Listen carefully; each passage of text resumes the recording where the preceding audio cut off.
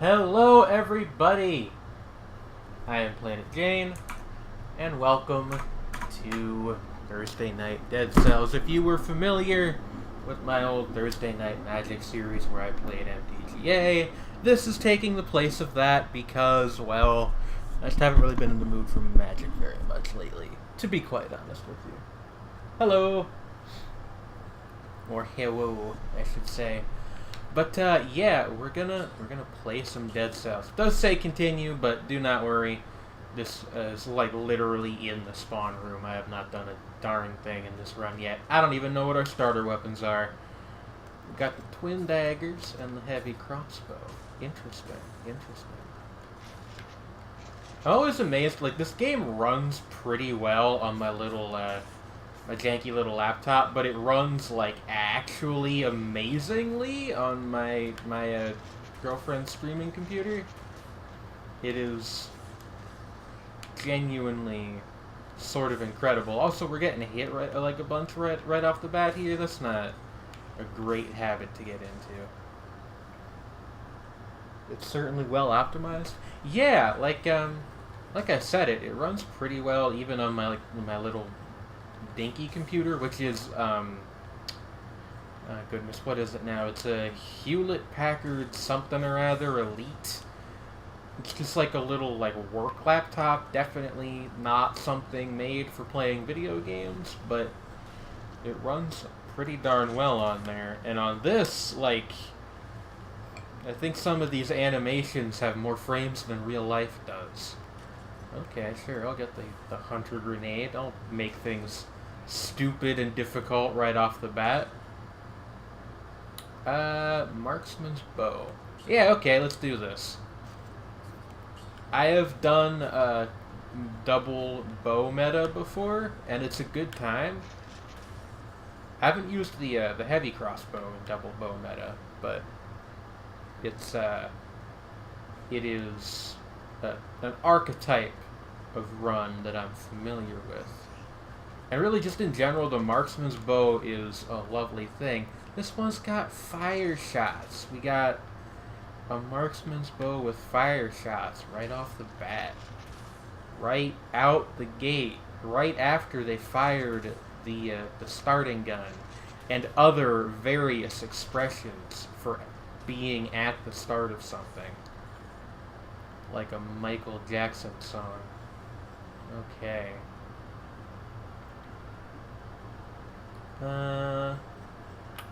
Yeah. I really do wish, though, that the game was a little bit better about telling you what exactly it considered to be nearby and far away. Since part of the thing with the marksman's bow is that in order to get those guaranteed critical hits, you have to be a certain distance from the thing that you're shooting. But it's a minor complaint in the grand scheme of things.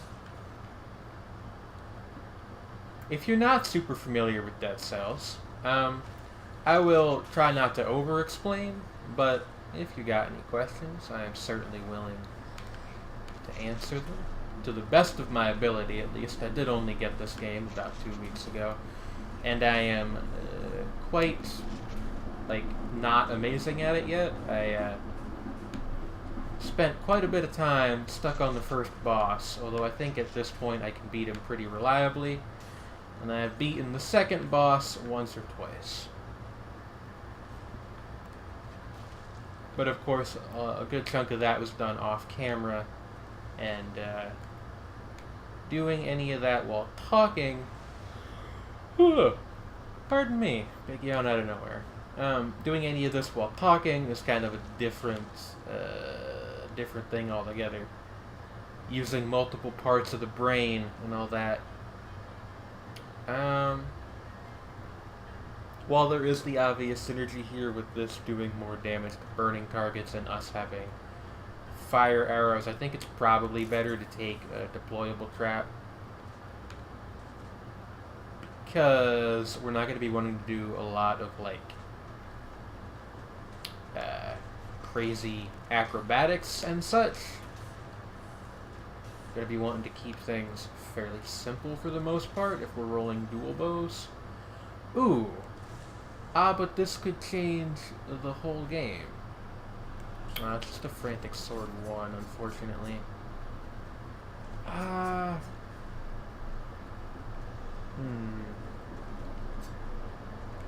Tell you what, we'll roll swords on our next round, and hopefully we will get a nice frantic sword,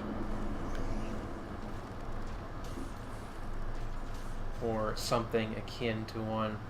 I like the moveset on the frantic sword a lot. It's a bit faster than the other like basic straight swords, but just one by itself with no special modifiers I don't really think is worth building our whole run around.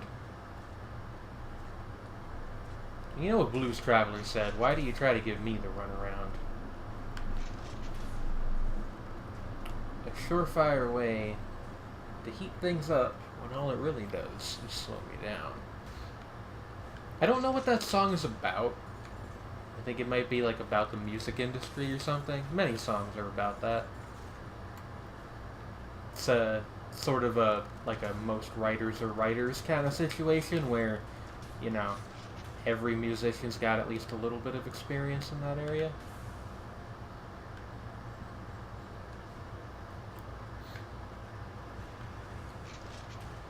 The timing's all off right now. I didn't play yesterday.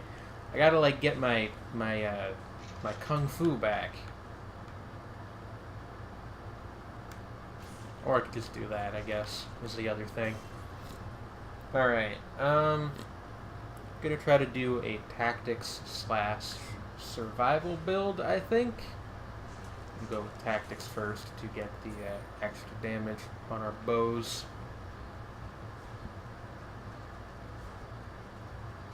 Ooh. That's the way to the promenade. Did I deliberately pronounce that the only way that everyone can agree it's not pronounced? Possibly. You can't prove anything. I'm above the law. Do we go to the promenade or the toxic sewers? Yeah, screw it. I haven't been down here since I unlocked the thing that lets you break some of the floors. We will see if that changes the dynamics in here any.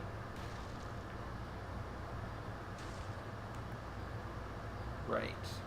We will unlock that when we're doing our sword run. I'm like actually fine with all the modifiers these have right now.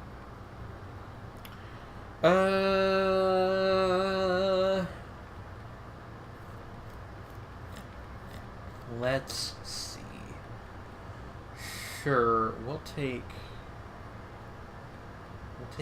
Tranquility, and then next room, next like between level area we get to, we will probably take the one that gives you a extra DPS when you're near a deployed skill, and then we will probably round things out with, depending on how I feel about our run, either Necromancy or the one that reduces your skill cooldowns. I almost said school killdowns, which sounds like the name of a band, but it's certainly not like words. Panic at the Disco.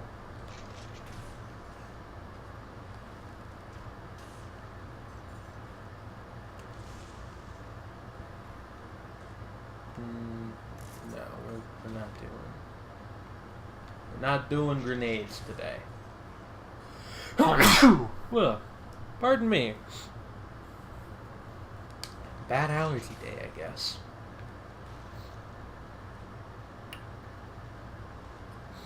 If it gets too bad, I have some medicine somewhere around here I can take.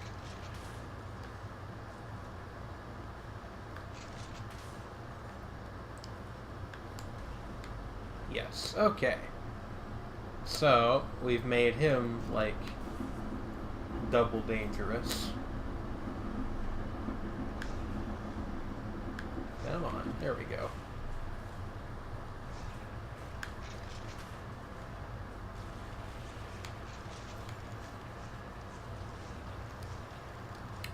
Alright. Well, we whipped that. That is the danger of the hunter's grenade. I probably should have found like a better area to set all that up in. That's alright. We're basically starting from zero now, because we didn't really retain much gold from our last run. But that's okay. We'll do more of a sortie run this time, I think. Unless we find something really, really good, like right off the bat, that would make me change my mind about that.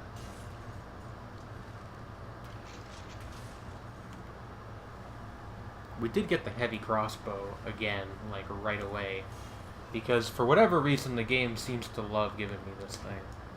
Not that I am complaining, because it is one of my favorite weapons. But variety is nice too, of course.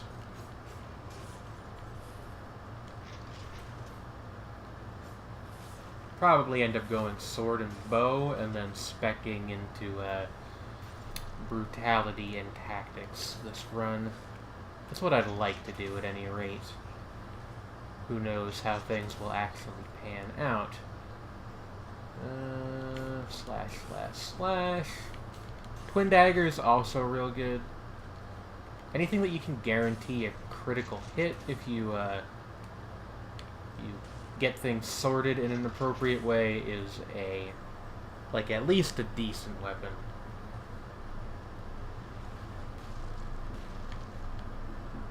Let's see what we got here.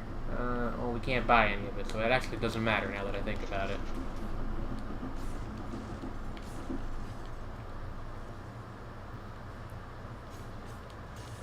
I really do love how the combat in this game feels.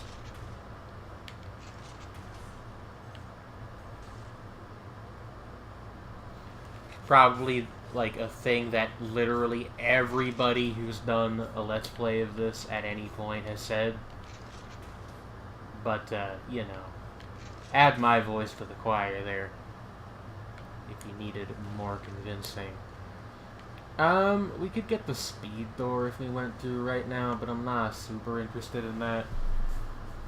I've come to realize that the timed doors they've got at the start of each level are more like, I think, for incentivizing speedrunners, or like, not even incentivizing, but like compensating speedrunners for the fact that if you go real fast, you miss a bunch of treasure and stuff. So, like, the time doors are a way to make some of that up. I don't think they're really worth pursuing on their own, unless I'm missing something, which is, of course, entirely possible.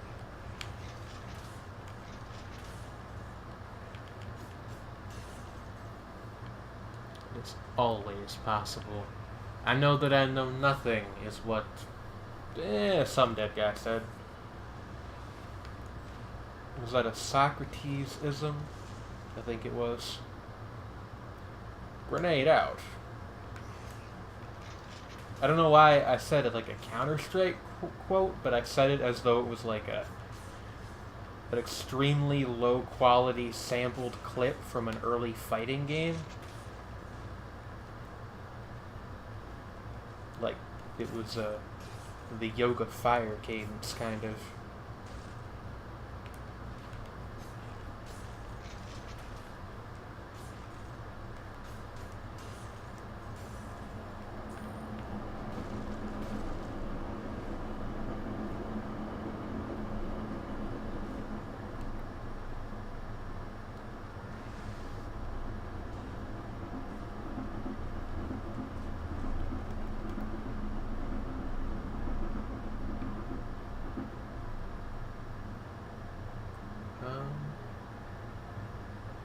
Hold on.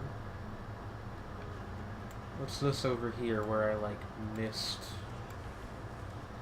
some stuff or something?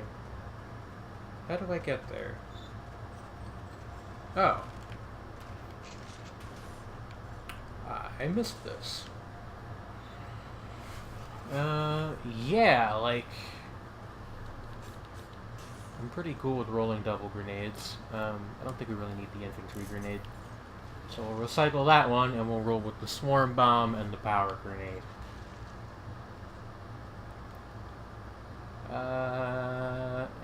we'll just go the regular route this time. Why tempt fate, you know?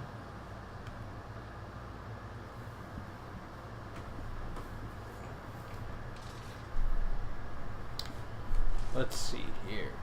Yes, give me the spite sword.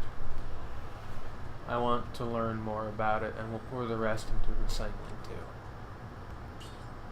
Plus 30% damage to a bleeding target. Interesting. Ooh! Get like a little kick at the end of the movement set there. Or the move set. Can I get something that doesn't require me to do... There we go. Critical hits deal 20% extra damage. We're gonna be like right in the thick of things, so melee seems like a good mutation to take.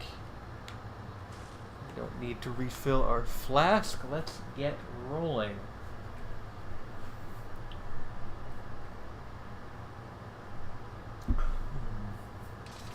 Rolling like former Black Flag frontman Henry Rollins. It might actually be pronounced Rollins, I'm not entirely sure.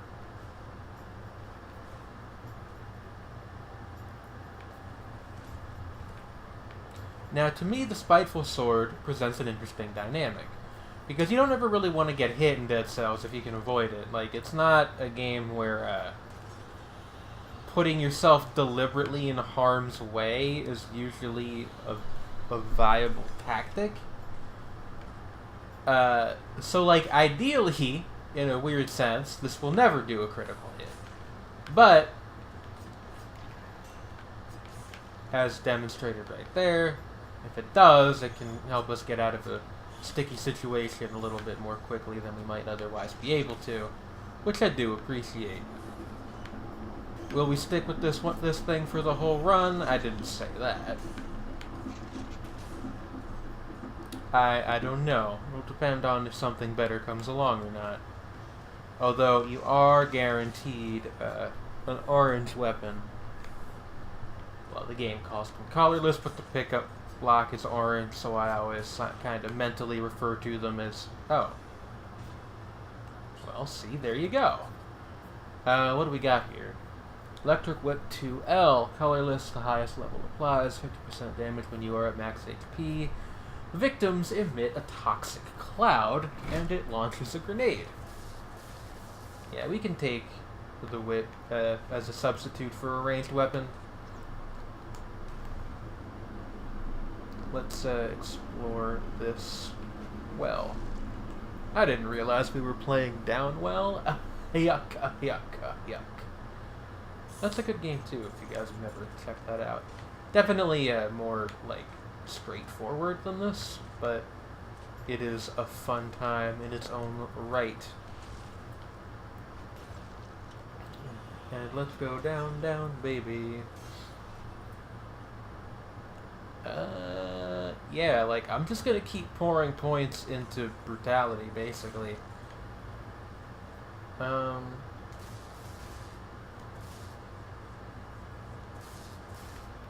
quite reach it from over here.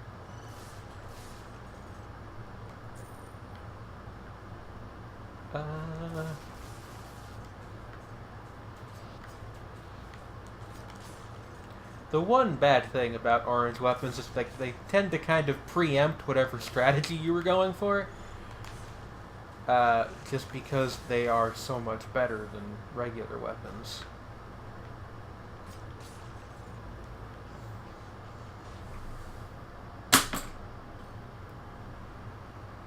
But dumb tish. Yes, that's kind of my entire sense of humor. It's like things that make people either want to slap me or do like the drum roll sound effect. It sort of is how things work in this universe of ours. What do we got here? Bunch of shields. I don't really dig shields in this game. Like, they're not my jam. I roll with them occasionally, but like the whole parry mechanic just isn't my thing. Wasn't my thing in Dark Souls either, to be fair. It's more of like a just dodge better kind of girl.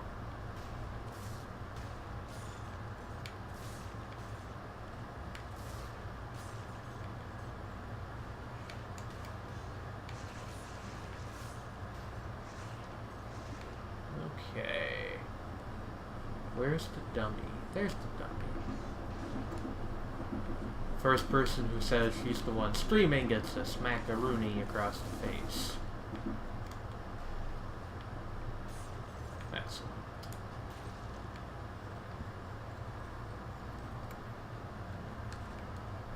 Okay. Breakthrough floor. I feel compelled to break those, even if it doesn't necessarily help me in any way. It just seems like the right thing to do, like on a basic game playing level. You know what I mean? It's like, you know, you're playing a video game, you see a chest, you open it. You see a breakable floor, you break it. Same thing with the breakable wall. It's just like, it's the law. I don't know how else to describe it.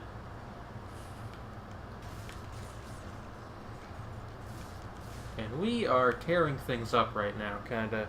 Should probably heal after I kill this guy. I don't know if we really needed to do that, but you know. Oh, Isaac Baby is now playing Ultimate Chicken Horse. What a shocker. The absolute madman.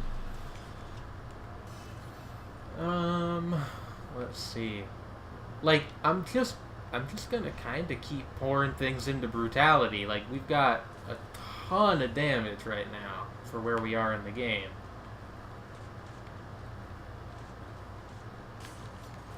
Shouldn't be able to just like one-hit some of these smaller enemies yet, but here we are, me doing that exact thing. I guess to be fair, it's mostly the whip that does the most amount of damage right now. But oh, that's stupid. But who's complaining, you know? Okay, where does this take us? Down here. Okay, we got Ice Grenade 3.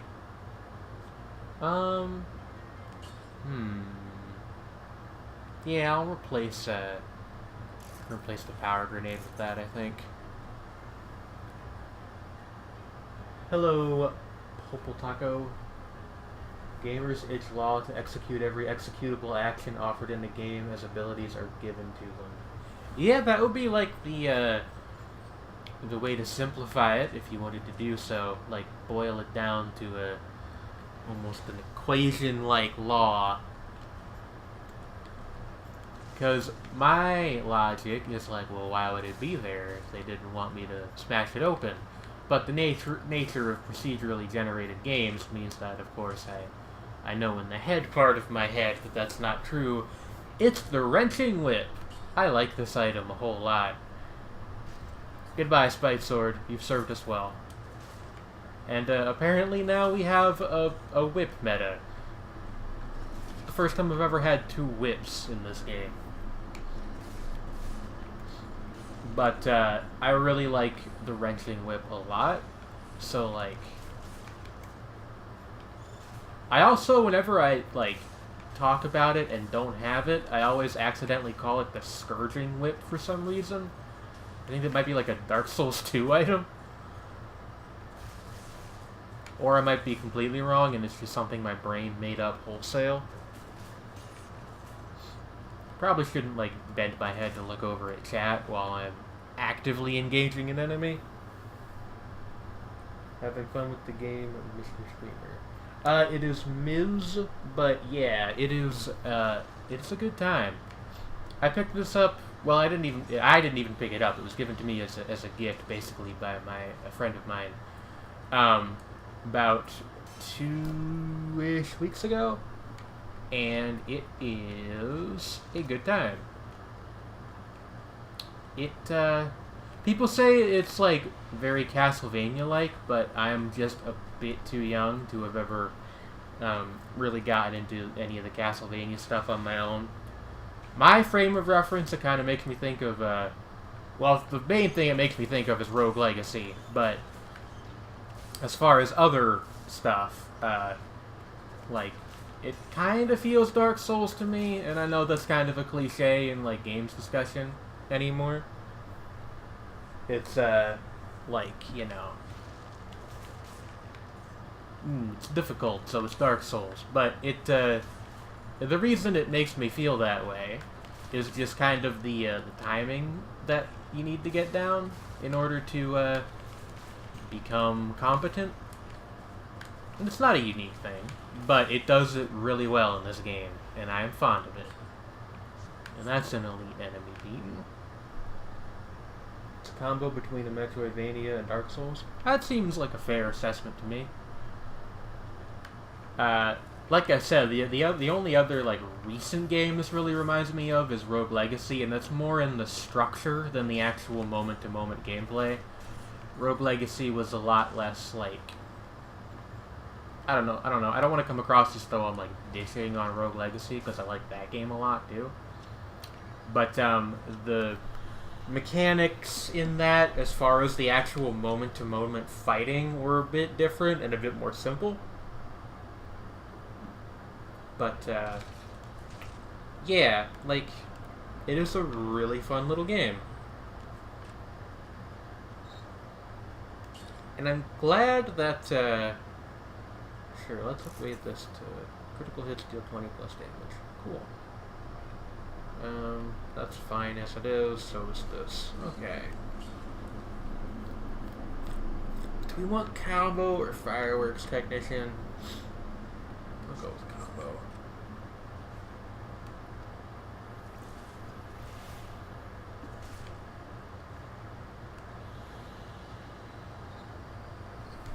Yeah, I need to actually, like, drink some of this water that I got from the kitchen. Onto the rings. The only, like, bad thing about this game, and this is a really stupid, it's not even a criticism, it's just like a thing, is that it's kind of hard to stream, because, like, the individual runs, like, I haven't actually beaten a run of this yet, but my estimate is that, like, a successful run probably takes anywhere from, like, an hour to an hour 45, which is, like, a weirdly awkward amount of time to fit into a game slot, at least for it is for somebody like me. Which is kind of why I wanted to give it its own spot in my weekly schedule. Because, you know, why not then, if the problem is the time, why not make more time? You know what I mean? If the problem is the time, why not make more time? That might be the most, like, cone thing I've ever said. Yes, my name is Planet Jane, and I will be your Pseudo-Philosophy 101 teacher for this semester. Please open your copy of Zen Pencils to page 5, and we will get started. Y'all ever notice that about, like, textbooks and stuff? The first like, few pages are always just, like, what would you call it? Like, dedications and credits and stuff. And actual content doesn't start till a couple pages in. Fast and experience runs are, like, 35 minutes. Okay. That's not too bad. Don't take me on philosophy, that's the one thing I've been into for some time. I have a close friend named Mike who is, like, super into philosophy. I am not, just because, like, I don't understand it. When I say pseudo-philosophy, I'm talking, like, you know, inspirational posts your grandma shares on Facebook and that sort of thing. Of course, that kind of stuff has its place in society, too. Let's see here. Do I just keep cranking stuff into brutality? Like, it seems like the right approach so far. Although one thing I do like to do is put one in survivability to get like a big HP boost, so why don't we do that right now? Although this one is gonna make me pick. Do I want to pick up a bow at some point? Possibly. I do. So I should like make my my other stat that I'm actually devoting significant amounts of scrolls to tactics. Have I talked about too much about how I love the wrenching whip? Because I really like this weapon a whole lot. Let's do some fucking like Sub-Zero get over here nonsense.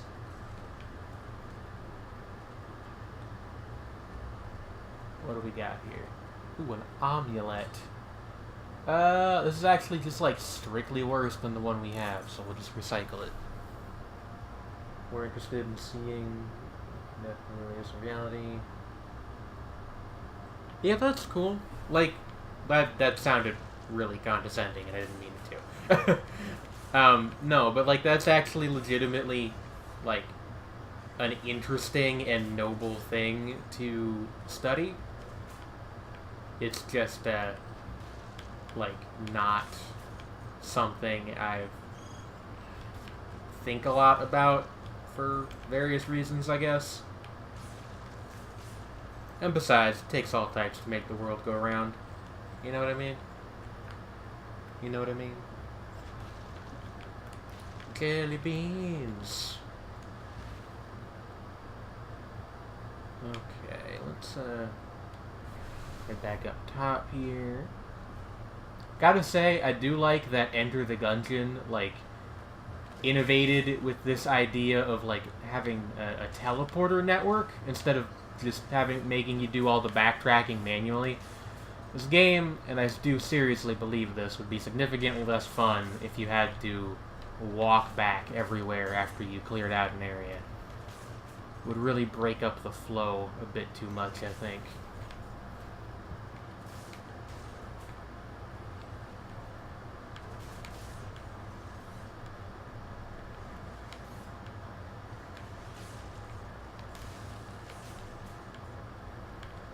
I think this is the first time I've actually had the root grenade, and it seems to do work.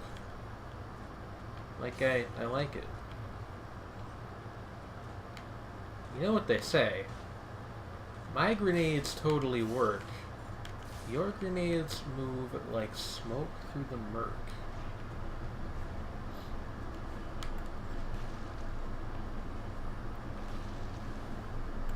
That's, like, streamer commentary 101, by the way. If you can't think of anything to say, random obscure song lyric will do just fine.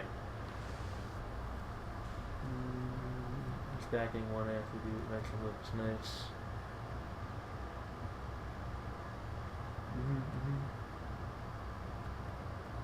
Cursed chest management. Cursed chests are the one thing I haven't really experimented too much with yet. Like, it's sort of, and this is probably not actually true, but my my instinctual reaction is that it's like a honey trap, basically. It's like, hey, there's this cool thing, and you can get it. All you have to do is not get hit until you kill, 10 enemies, I think.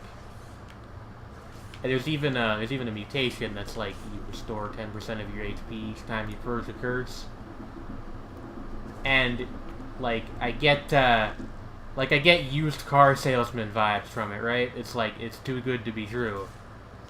So I end up being very skeptical of the cursed chests, and I usually just leave them alone.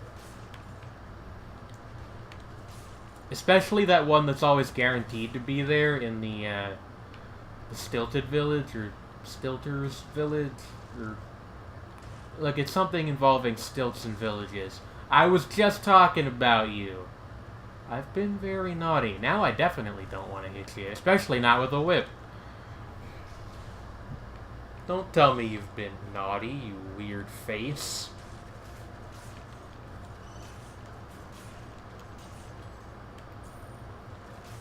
Whip, whip, whip, whip. Whip-a-loadian.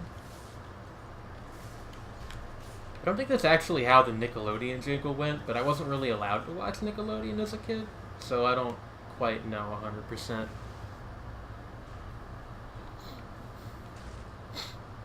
Also, to be quite honest with you, what I've been doing mostly through my playthroughs is like kind of dual specking, for lack of a better term. Like you sort of get one attribute and then like a secondary a little bit farther behind, but maybe that's the wrong way to go about things. I have sort of been avoiding like strategy guides and the other stuff I usually use for action roguelikes. Just because this is one of the few that I've played where the exploration is actually sort of part of the fun for me. If that makes any sense. Become mandatory once the player gets experience with areas and patterns of attacks. That is step 2. Step 3 is when you're experienced enough that you're happy to find something great as an attribute on a weapon, but you take 100 damage plus as a bonus. I've never used the guide myself and I need it. Okay. Well, I will keep all that in mind. Or at least I'll try to. I shouldn't say that I will, because, like, I'm actually an extremely forgetful person. But I will make an honest attempt at it. Let's go for fireworks technician. Like, we've got everything spec'd to red, and we've got 2 grenades. It makes sense to me. Let's fight the weird triangle man. That's not his name, but I don't know how to pronounce his name. It's like concierge, something of that nature. I don't know if that's even like a real word. Like, I assume it is, but I've never heard it before. Like, I started playing this game. Wow, this is just like eating him. Goodness gracious.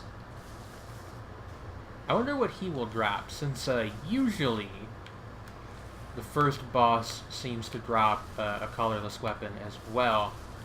The only times I've not had him drop one was when I already had one, which makes me think that that's maybe like the way that it works, is if you don't get a colorless weapon before you get here, he's guaranteed to drop one, but if not, otherwise it's just like a chance.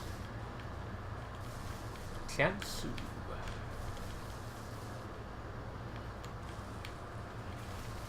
I might be wrong. Certainly would not be the first time.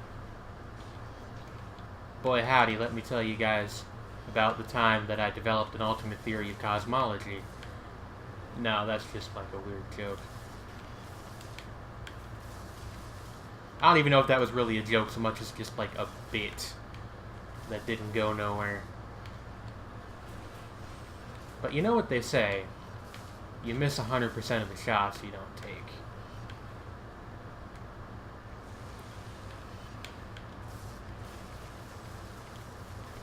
Like, the concierge is definitely one of those things where, in video games, you do it, and, like, the first dozen times, it seems insurmountable. Now, like, most of the time when I come through here, unless I've got, like, a really bad run, it's just like, how did I ever have a problem with this guy? Okay, and look at that, we got a colorless spiteful sword. 1% of HP recovered per attack in close combat, plus 100% damage taken, plus 100% damage to a burning target, and shoots an arrow upward.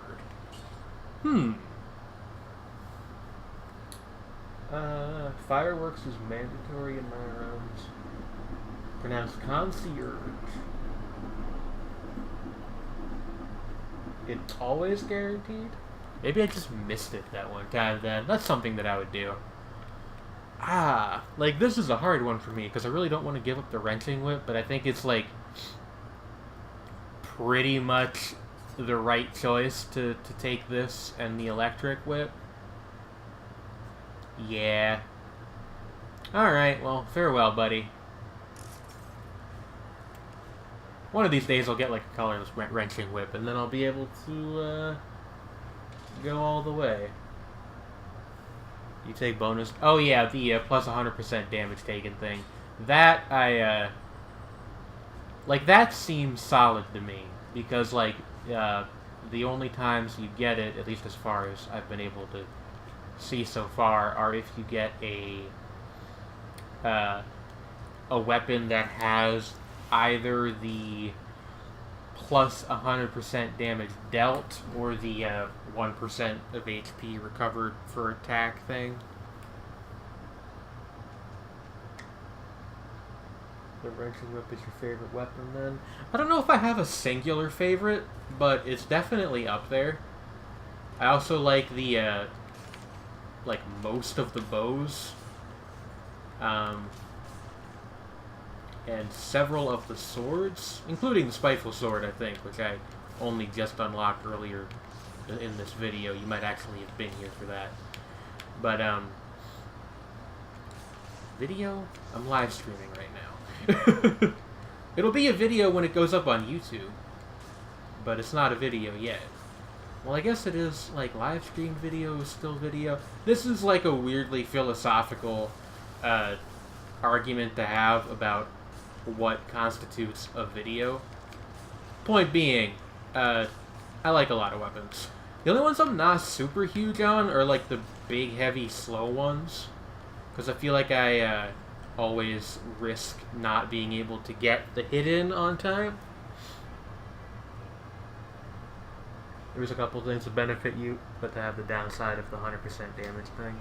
Yeah, I've gotten that impression.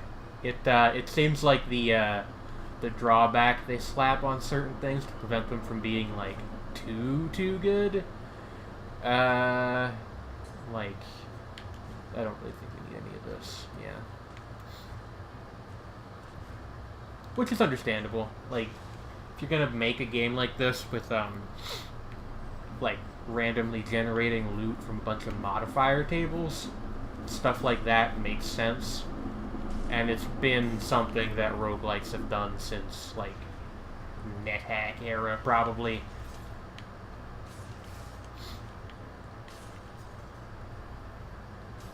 Although I've only ever played NetHack itself a couple times. But that's neither here nor there. Yeah, I definitely made the right choice taking this, I think. It's just like, ooh... Said immediately as I am knocked in the face by this guy.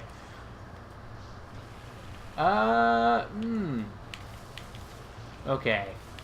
Like, my usual methods are useless here. There we go. Okay. Alright. Everything's under control. An extra jump in midair, get gold as well as a cell, minus 10% damage received. That seems fine.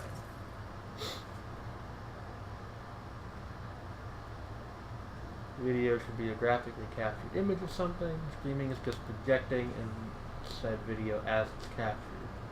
So in a way, streaming is still a video. I guess that is right. This sounds right anyway. I'm like not expert on this kind of thing. Oh, okay, wow.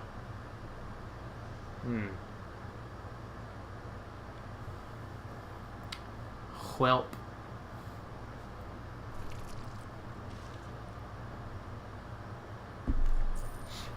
I will say, another game that it reminds me of in exactly one aspect only is, there's like a little bit of Spelunky in how things can rapidly go wrong in the span of like a couple seconds. Not that Spelunky's the only game to ever do that, but it's the one that it makes me think of at least. Anyway, I will be right back. I'm gonna go get a drink and quickly use the restroom.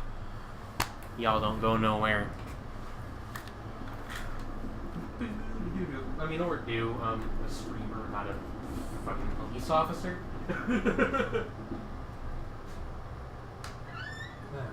Obviously, I prefer staying.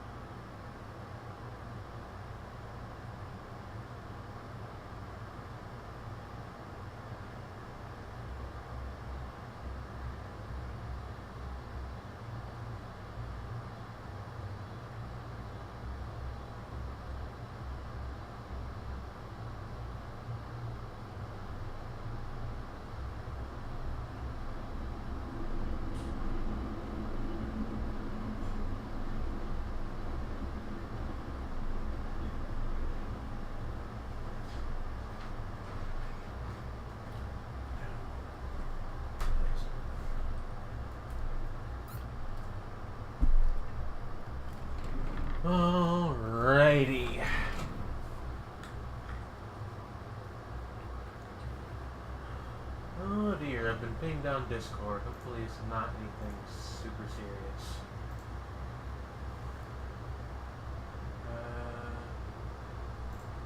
It's just pal of mine showing me some stuff relating to a Twitch thing. That's all good. I am back, and I am now brought to you by the refreshing taste of Coca-Cola. That's a joke. I am not nearly famous enough to have a streaming sponsorship of any sort. Certainly not with the company as big as Coca-Cola. Oh, I thought this was the heavy crossbow for a second. It's not. It's the marksman's bow.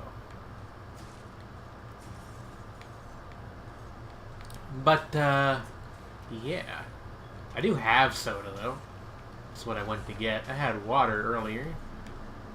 But sometimes you need caffeine to be, you know, caffeinated. I don't know where I was going with that. Like, I tried to make a joke, and then it just kind of fell apart as it exited my mouth. So instead, I just said, like a, not a solipsism, what am I thinking of?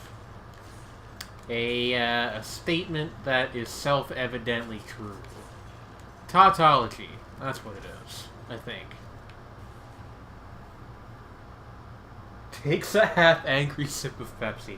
I actually prefer Pepsi. That's not a joke. The only reason I buy Coke most of the time is I live near a Family Dollar, and they sell 2-liter bottles for 99 cents each. And I drink, like, a lot of soda, and so does my girlfriend, so it's cost effective. I also bought bread from there, like, earlier this week, and I had a grilled cheese sandwich made with some of that bread earlier today for lunch. Was not, like, my wisest purchase, I don't think, because I didn't know it was possible to screw bread up, but boy, that stuff just tastes awful. Granted, I'm also not the most delicate, like, grilled cheese maker in the world. I think it's the 2.5 liter ones. It's the larger ones. Like the standard, like when somebody says a bottle of soda and does not mean one of the little personal ones, it is the size that you're thinking of. It's not the weird, like, in-between ones, which I think are 1 liter or, like, 1.5 liters. Might also vary by country. I don't know where you're from. But I believe that here in the States, 1 liter and 2 liters are the standard sizes, but to be honest with you, I just kind of internalized them as the tiny ones, the medium-sized ones, and the big ones, so I honestly couldn't tell you for sure. Let's see.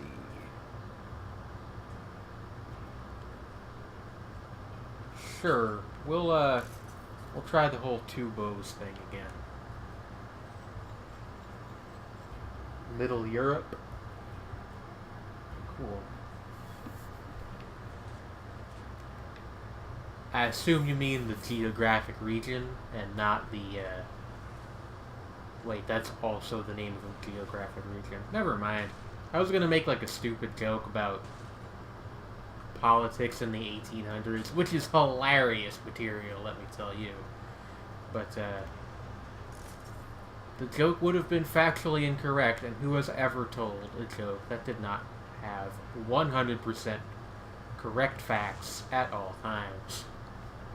But yeah, my understanding is that soda tends to be a fair bit cheaper in the States in general, which is good and also bad, because it means, in the exact same way, because it means I can it means I can drink a lot of it, which is, you know, good because I like soda, but bad because soda is not really great for you.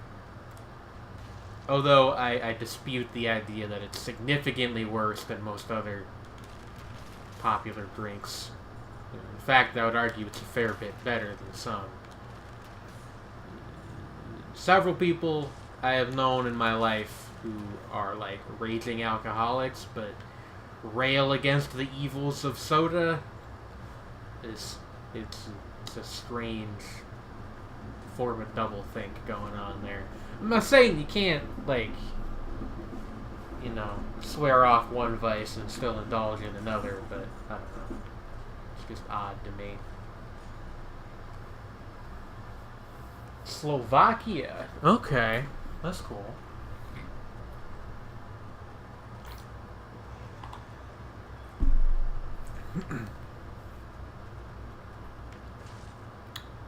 I don't know a ton about Slovakia, but I know where it is. And it seems like a neat little place.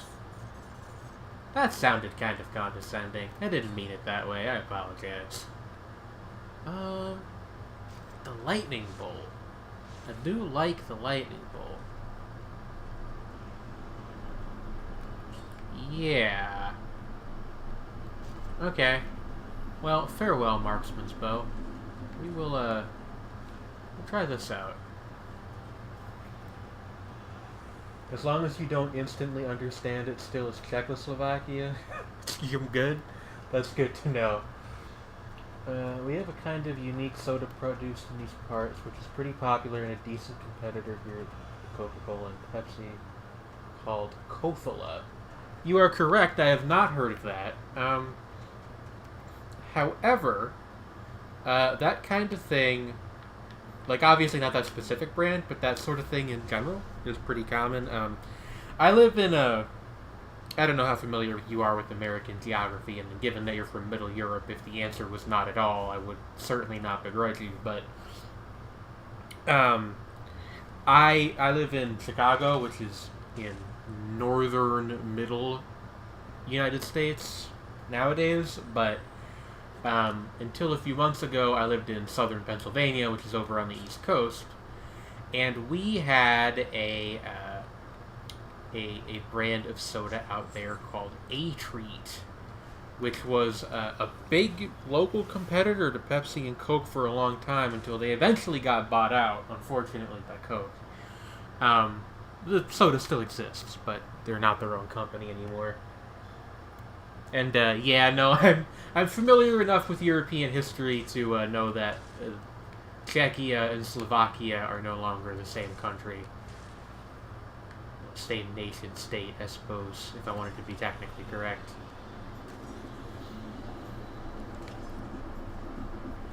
Or would it be the other way around? I forget which one of those words means specifically like a national unit, as opposed to an area defined by like common cultural heritage. It's either country or nation, but there's a very subtle difference between the two, which people will occasionally point out. Like they'll say, like, you know, the United Kingdom is one country with 3 nations in it, that sort of thing. But yeah, history and soda. We're getting into all my favorite subjects tonight. I love it. You may think that I'm joking, but I have a little variety show on Fridays called Shapes and Forms, and those are 2 things that actually do come up fairly often on my show. Like, various kinds of junk food and history of various types. Let's see here.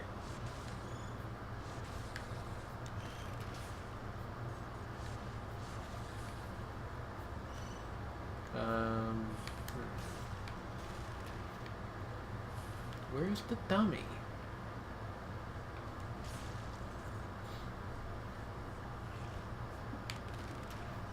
Oh no. Well, this ain't the best. I'm thinking that taking a basic lightning bolt with no modifiers may have kind of been a mistake, but can't really do anything about it now. At least not until we're presented with a choice for another weapon. It is fun to open doors with, though, I'll tell you that much.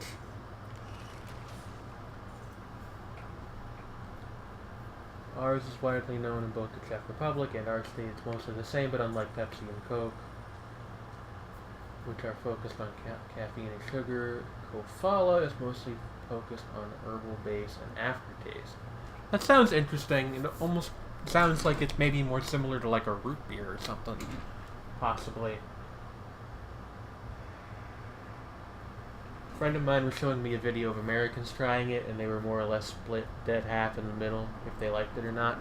That sounds about similar to the reception that a lot of more like unusual fizzy drinks get in the United States.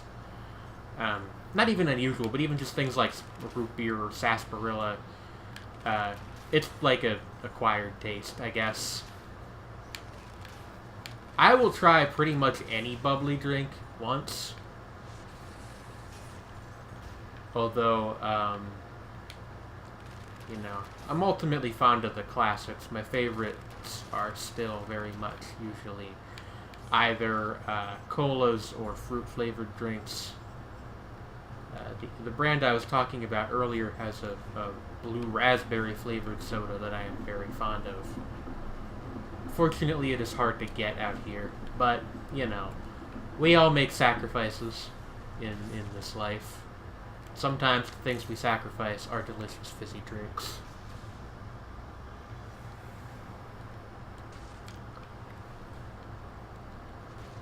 Also, it did just occur to me, I think you have the distinction of being the person, like, furthest east, if that makes sense, who's ever watched any of my shows. Not that that's, like, a bad or a good thing, I just think it's, you know, interesting from a demographical perspective. I have one viewer who pops by from time to time, who is from the Netherlands. I think other than that, it is mostly, you know, President Obama, my fellow Americans kind of thing.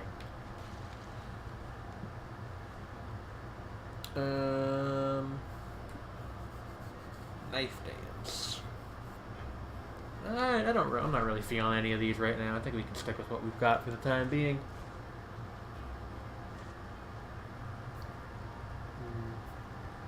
Oh, root beer actually... I don't know if root beer is common outside the States, now that I think about it. Root beer actually, funnily enough and kind of dumbly, is not beer. It's, like, based on beer, loosely, but it's kind of its own thing. It's a soft drink, like Coke or Pepsi. I think the biggest American brands are A&W and Mug. I don't know if those are common outside the States, though. You know what? I've found you early enough on that I will, in fact, open you. What do we got here? You've outraged the gods. Cool. Alright, so... like, I think we're gonna do a bit of a refocus of our strategy here. Blood Source 3. Okay, yeah. Yes. So, I'm gonna try to refocus back on, brutality again. That's assuming that we get far enough for that to even matter. Ugh, a pile of corpses. Grody. Oh, hey, one of the gardener's keys. I don't know how to solve this puzzle. One day, I will figure out what I need. My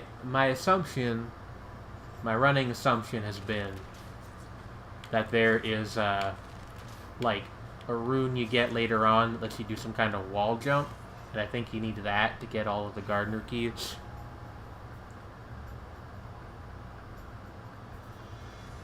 Can get drunk off of syrup. Huh. That's interesting. I assume you mean like maple syrup. Piss.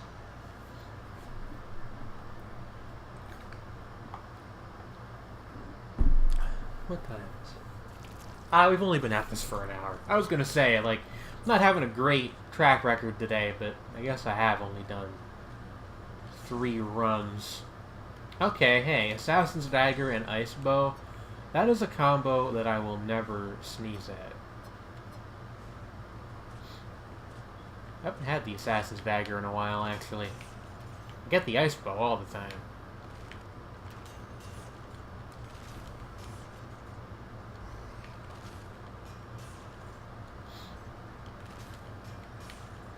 Obviously, the classic one, too, of you use the Ice Bow to freeze them, and then you go around behind them and just slash them up with the dagger. It's an absolute classic, a fan favorite. It's the one they play at all the reunion concerts.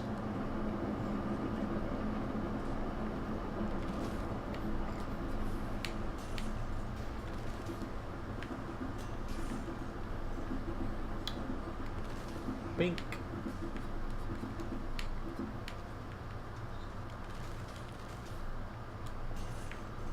You do, of course, have to land it correctly. It's not always 100% guaranteed, but you know. Fruit syrup, any kind of syrup. Huh. That's interesting. Have to admit, I never knew that before.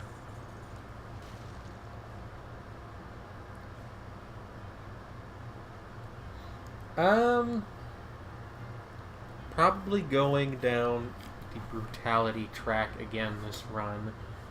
So I will pick up a grenade, and we'll try to get the fireworks technician build online. Why didn't I freeze you when I had the chance?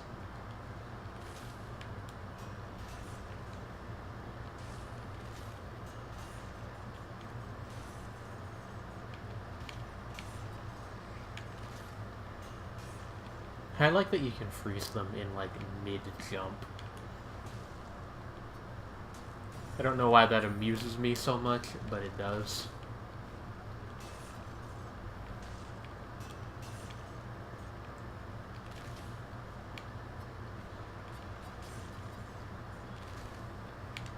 Bad and bougie.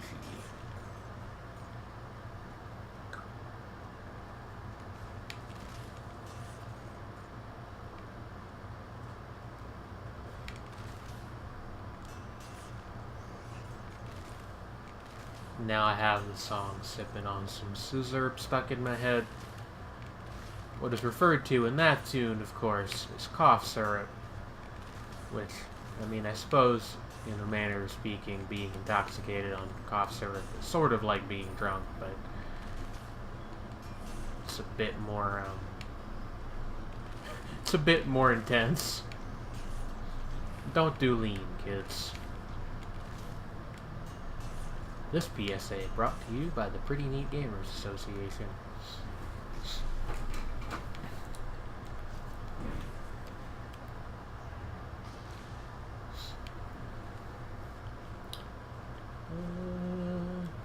Yes.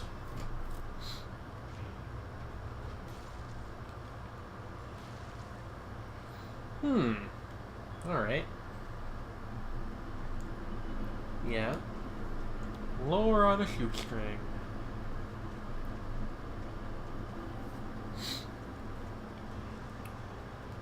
Cool.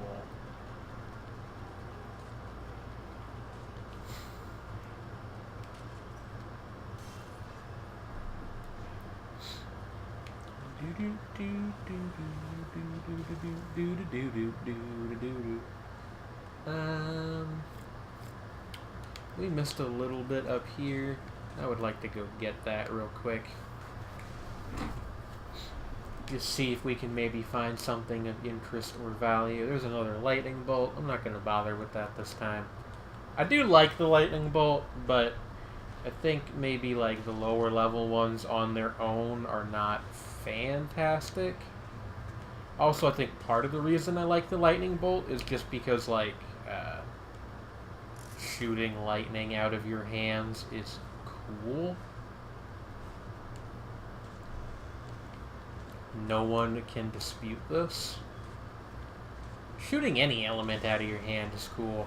I would be curious as to, like, what people think the tier list is for, like, how sick it'd be to be able to freely manipulate a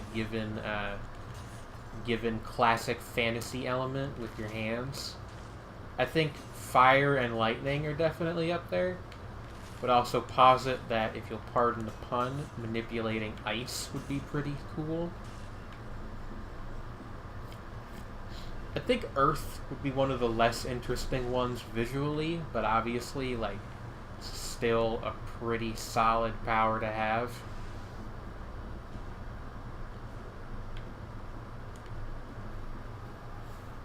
Unlimited power.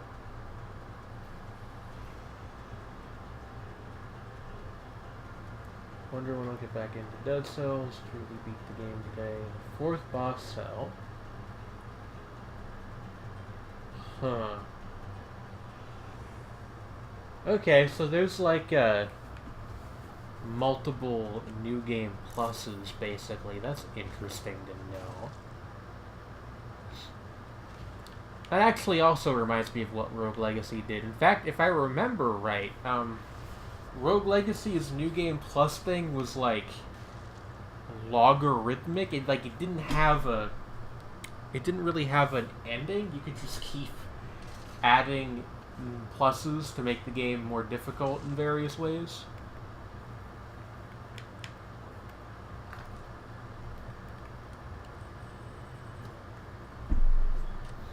And after a while, you became so powerful that even like New Game Plus 4,000 whatever was not actually that hard.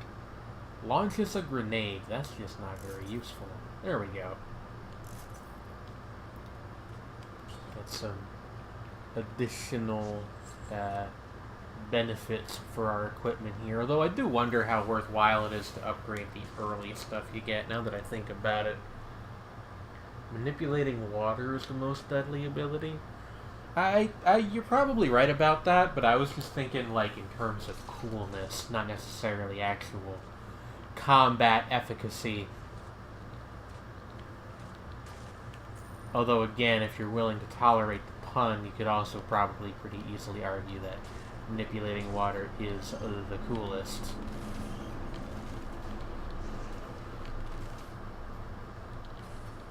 Wow, okay, I managed to completely whiff that. There we go.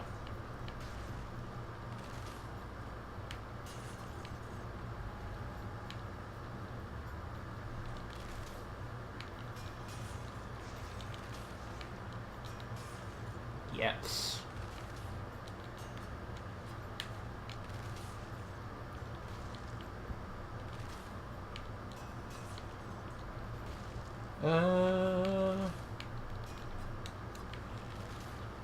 Wow. Alright, never like a great feeling when you let yourself get hit by an enemy that's slowed already.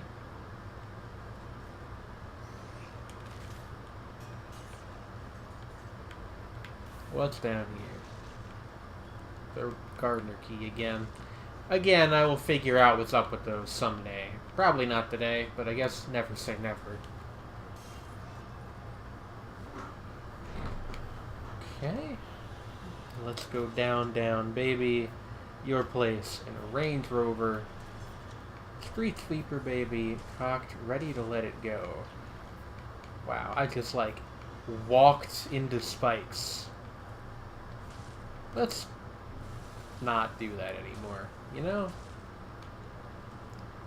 If you're ever wondering how to become successful in life, one thing I would not recommend is walking directly into, like a swinging mace on a chain. It just doesn't seem to me... Like, I'm not a professional anything, so I might be wrong, but it does not seem like the wisest course of action, nor the quickest path to success in this modern, fast-paced world we live in. That's just my hunch, though. If somebody tells you otherwise and they own a multi-million corporation, you should probably take their advice before mine.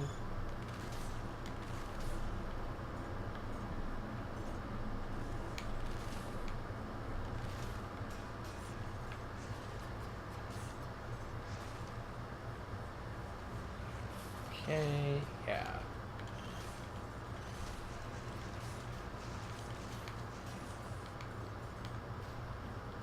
Lots of rolling going on down here. Not that I mind.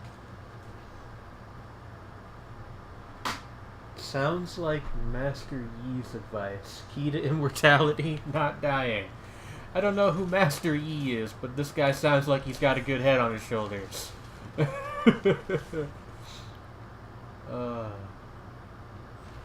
key to immortality is not dying. Like, fuck, dude, it sure is. You're not wrong about that.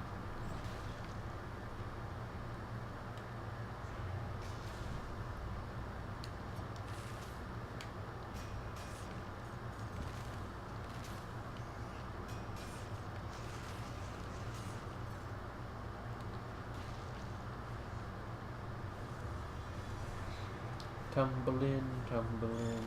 Oh boy. Okay.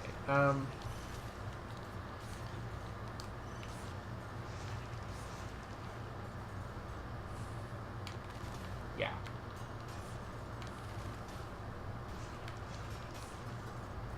There we go. No problem. No problem. No problem. I am an expert at everything, especially Dead Cells. I am the best around, like the song says.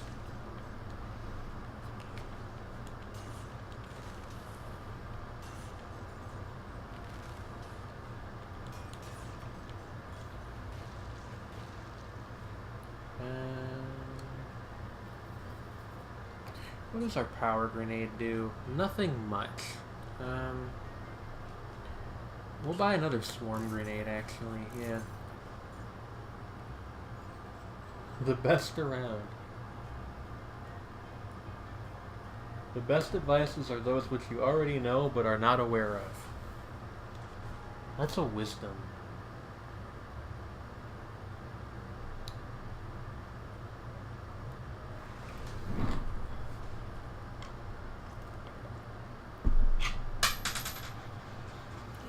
Knocked a penny on the floor.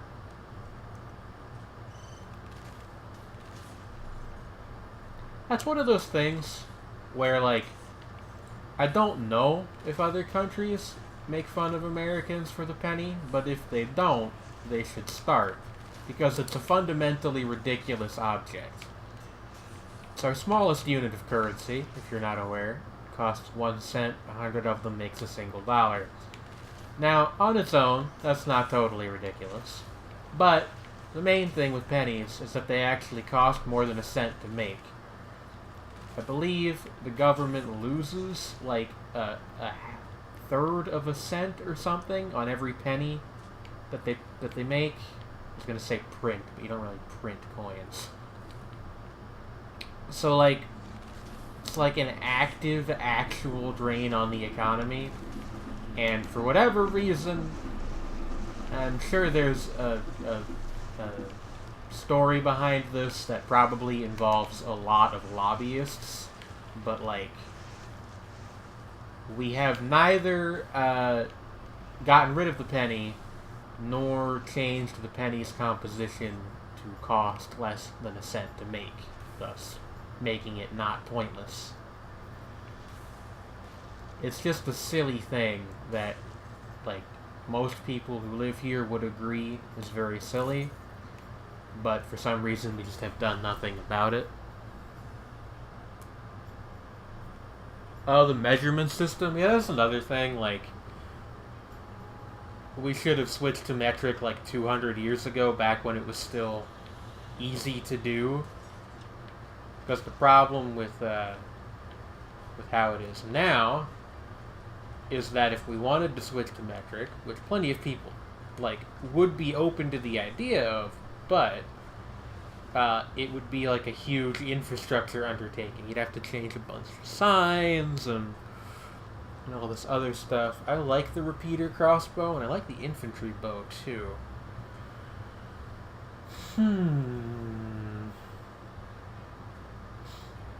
Flicks critical range. You know what? Yeah, we'll replace the assassin's dagger with this for now.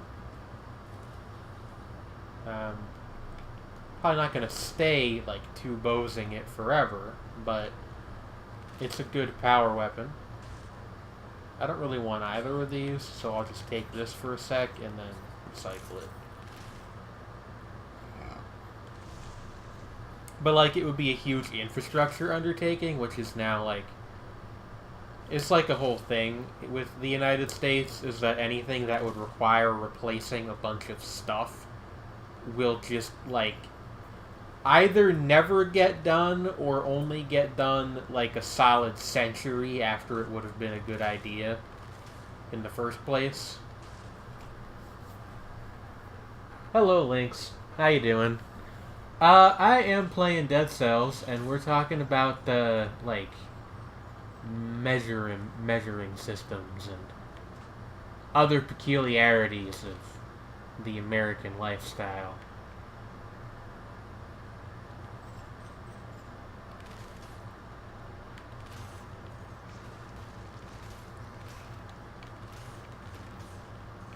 But, yeah, the measurements thing bothers me, too. I remember, not to bring up the bombshell topic that is the 2016 elections, but very early on, there was a third Democratic candidate, a fella named Lincoln Chaffee, and basically his campaign's, like, main thing was, like, we're gonna finally fix the measurement system in this country. And, like, I have to admire somebody who looks at the modern American political landscape and says, I know what this country needs, and it's fucking centimeters. And he's not even wrong, really, is the thing. It's just like, I wish we lived in a world that was pure enough to accommodate his ambition of replacing the imperial system with the metric system.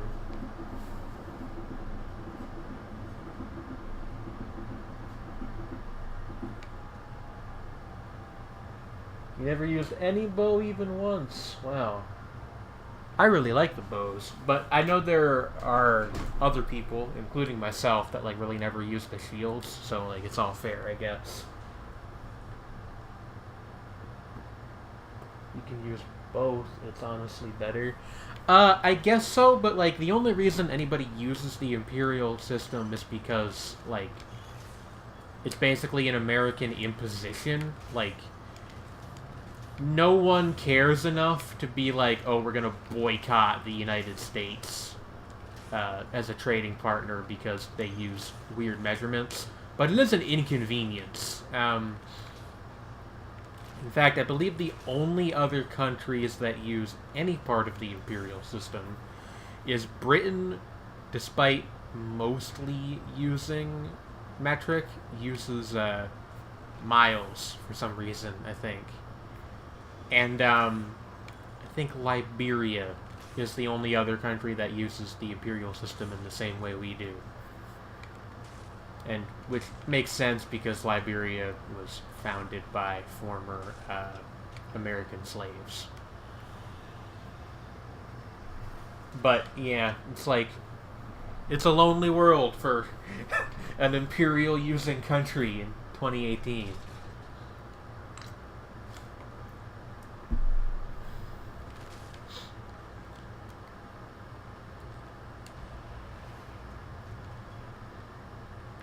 I guess we should start pouring stuff into the health flask upgrade. Why not, right?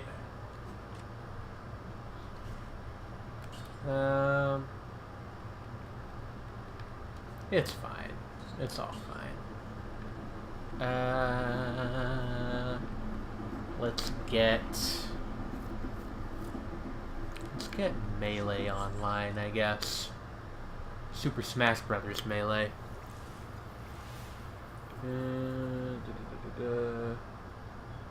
Elon Musk.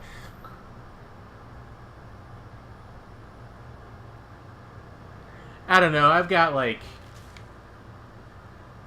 very mixed opinions on the fellow that are probably not worth getting into on a gaming live stream.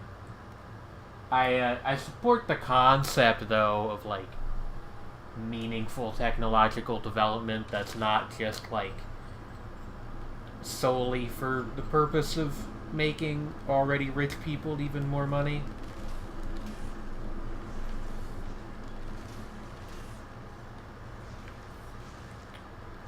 But that's just me. Anyway, let's like shoot these wizards. Are they even wizards? They got like horns and stuff. Maybe they're supposed to be demons or something.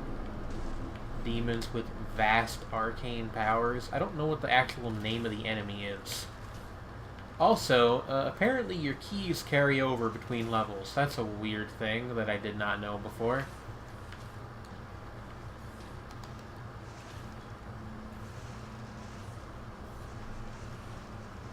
Man, the swarm grenades, when you got 2 of them, they do work.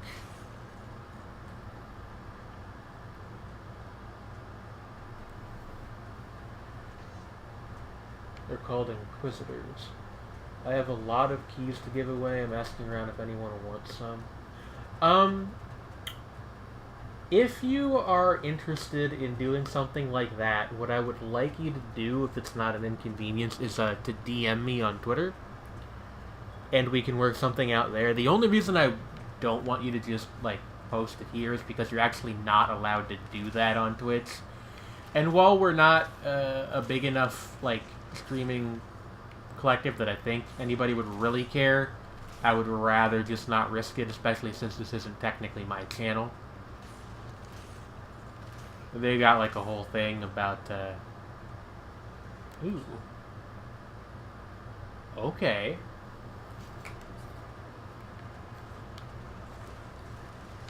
It's the wrong bow. Well, now we're prepared for any distance. Near or far. Wherever you are. I'll be there. With my bow. Yeah, DMing me on Twitter would be great.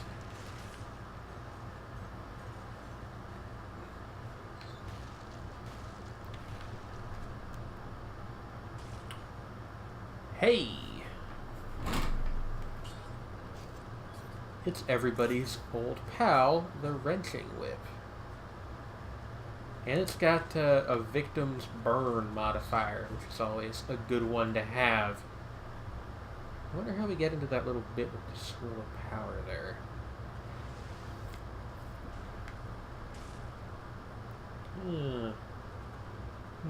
It's that down here, maybe. Ah, it's Speed Door. Curses.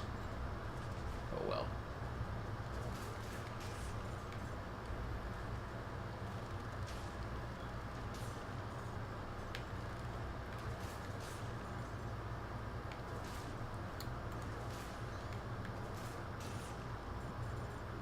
Yeah. Time was, you actually could just, like, give away keys on Twitch. But, you're not allowed to anymore, unfortunately, because, I believe what happened, because I actually remember when this change occurred, because, to make a whole long story real short, basically I used to watch pretty regularly a streaming show called the NLSS, and they did weekly game giveaways where you would have to, they'd ask a trivia question during, like, one of the interstitial periods of their show, and, you would have to answer it, and then, ping the lead guy on Twitter, and, they had to stop doing it because they ran afoul of the regulation. And my understanding is that what happened is that somebody somewhere, for reasons I do not recall, filed a complaint and was basically like, not against this show specifically, but against Twitch on the whole, and was basically like, this is gambling, essentially, was their argument, and for whatever reason, the state court of the state that they were based in sided with them and ruled that, giving away game keys on Twitch is gambling. And that is why pretty much nobody gives them away on Twitch anymore, because if you want to, you have to, verify that the person isn't from a place where it's considered gambling, and it's a whole process. Okay.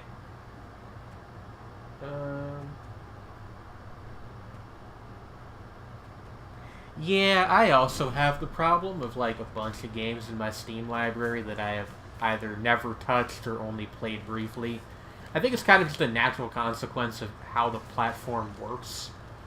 Because they do, high-key encourage hoarding with all of the Steam summer sale stuff.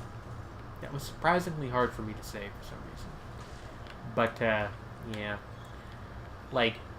Also, Humble Bundle doesn't help. A few months ago, I bought Hearts of Iron 4 in, a Humble Bundle. And I also got, because this is how it works, I also got keys for, 3 other games that I don't think I even installed, because that wasn't really what I bought the bundle for. I just wanted Hearts of Iron. So, yeah, that happens. I don't think it's really any shame in it or anything. It's just, how stuff is. You know what I mean? That reminds me, I should, I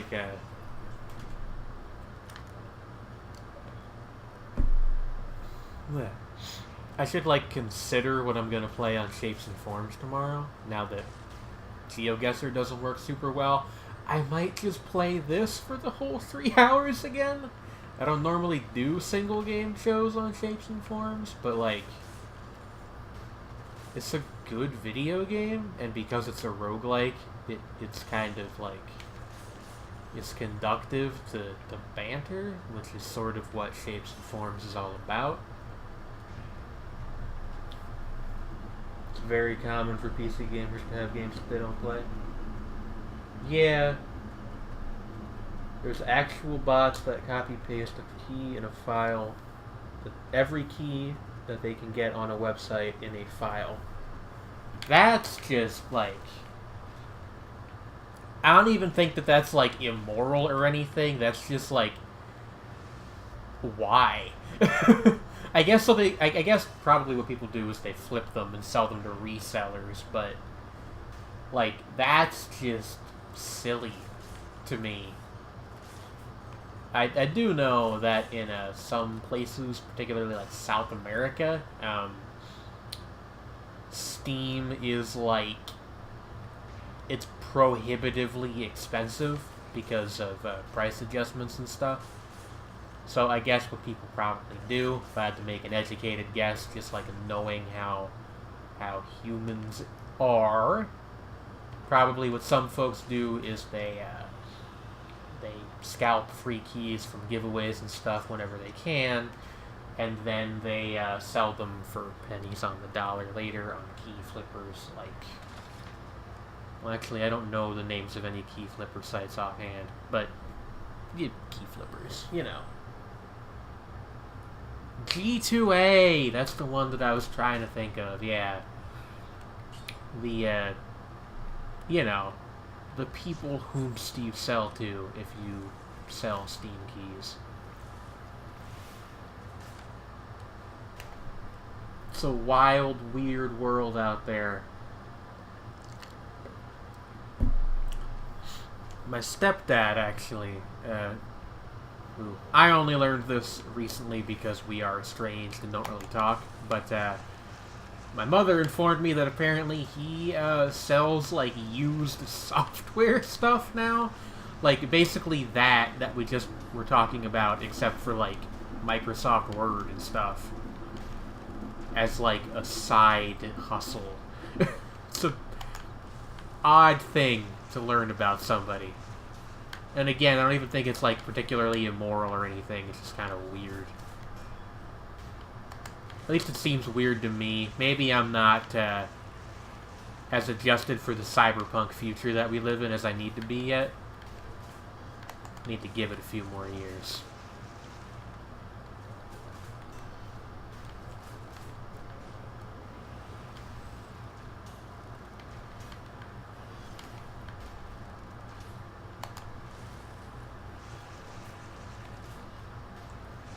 Oh, I didn't realize you could actually prevent him from jumping by using the root grenade. That's good to know.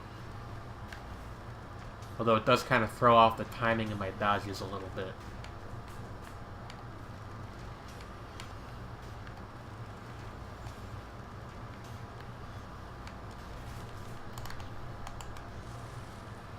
That ain't what I meant to do, but that's okay.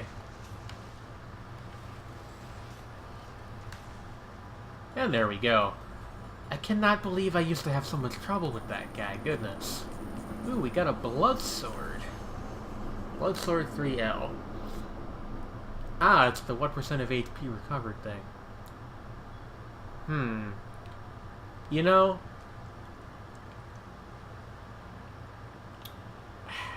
I want to take it because it's colorless, right? Like, it's probably, like, as close to objectively the right idea as such a thing exists in a game like this. But I really like the wrenching whip. Screw it. I do really also, like, I do enjoy the blood sword too.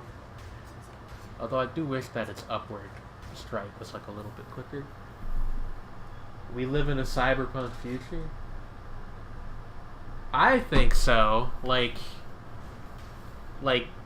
in a loose sense of the term. Actually, I could reforge the mods on this. Let's try that. Shoots an aura upward and victims emit a toxic cloud. Yeah. Why not? Oh, I should give these to this fella. Like, obviously, you know, we don't live in, like, a Blade Runner style cyberpunk future. Got fucking, like, human clone robots running around.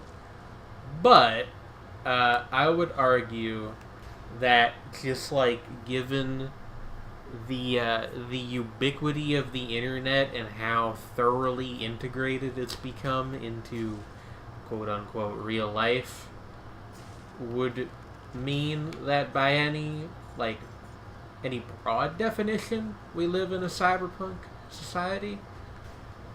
I didn't mean to turn that into a meme. It just kind of happened by accident. But, like, seriously, I really do think that. I mean, like, even what I do and am doing right now, like, the fact that what I am doing is basically running a very small television channel, where I play video games live for the amusement of others, and I can also interact with those people in real time. Well, very, very close to real time anyway. Chat delay is like, what, 15 seconds or something at most. Is pretty fucking wild. Like, I'm only 24, and that is technology that was nowhere near existing when I was growing up. Like, even when I was a teenager, like, live streaming really hadn't been a thing yet. There was a couple people who did stuff like what I'm doing right now, but as far as it being, like, viable as just, like, a hobby, it really wasn't there yet. If you wanted to live stream back, like, 10 years ago, you had to know some pretty technical nonsense. And where we're at now is that I can literally live stream even though I am locked out of my Twitch account. Because the technology is just that easy to use. Like, there's no real barrier to entry anymore. You just have to have like a half-decent computer.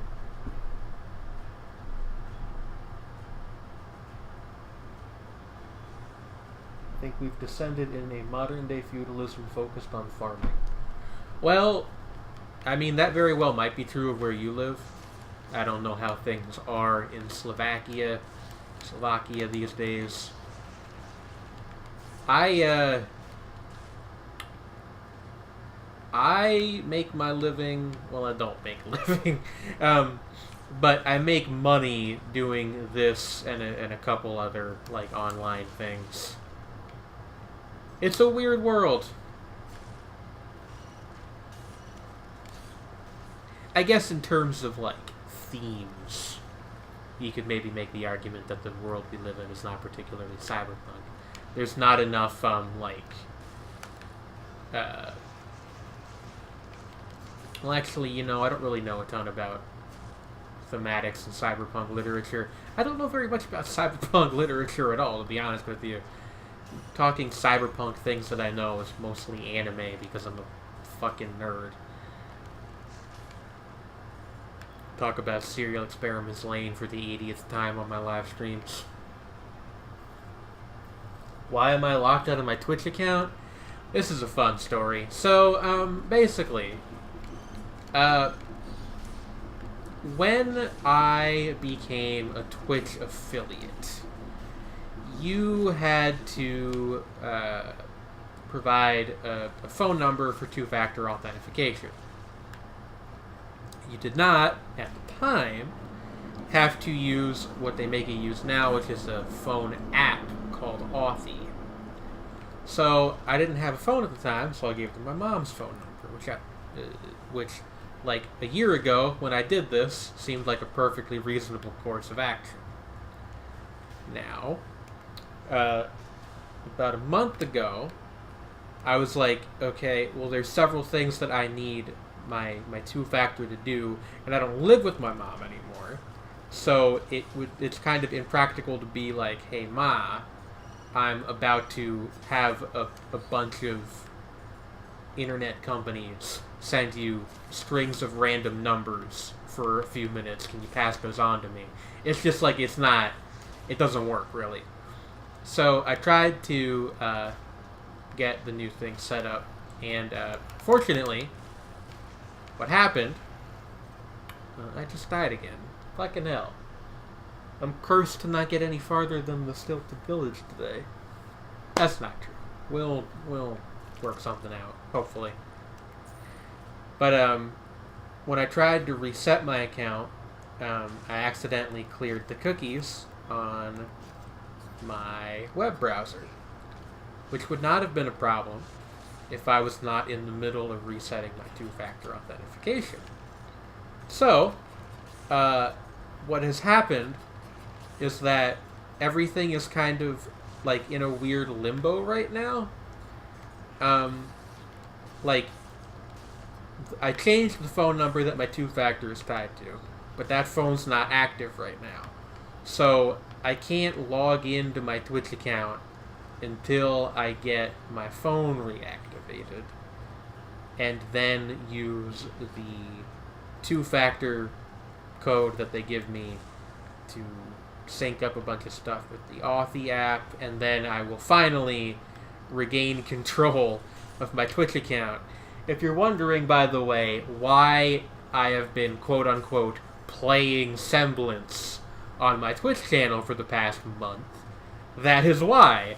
Because one of the things you cannot do, if you can't actually log in and use the Twitch dashboard, is change the game you're playing, or the title of your stream. Now, this channel, I'm an authorized editor, so I can still change stuff on here, but not on my personal channel.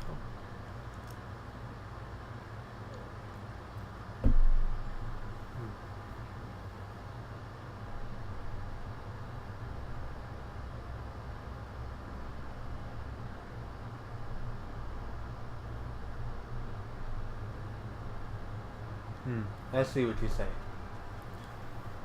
Uh, it's the whole economic system thing. But yeah, that's why I can't get into my Twitch channel. Going back to the feudalism conversation, I would argue that's more of a very the weird form of capitalism that we've inadvertently crafted over the past 50 years or so in the world. But, I mean, at that point, I suppose we're just arguing semantics. Plus, like, I'm not really trying to start political arguments on the Twitch streams. Becomes a whole thing quite quickly. Not that anybody else is either. If anything, I am the person that brought it up more. There we go. The magnet bomb is a interesting weapon that I still have not quite figured out how to use properly. I think the only reason I was confused about what you said earlier is that farming is not quite as big of a thing in America. Like, specifically farming is not quite as big of a thing. Not even that it's not a big thing in America. It's just, like, not a huge part of my life, so I didn't immediately make the connection. I actually used to live near a like, little pig farm, primarily, but they raised a bunch of different kinds of livestock. It was a quaint little place that constantly stank to high heaven.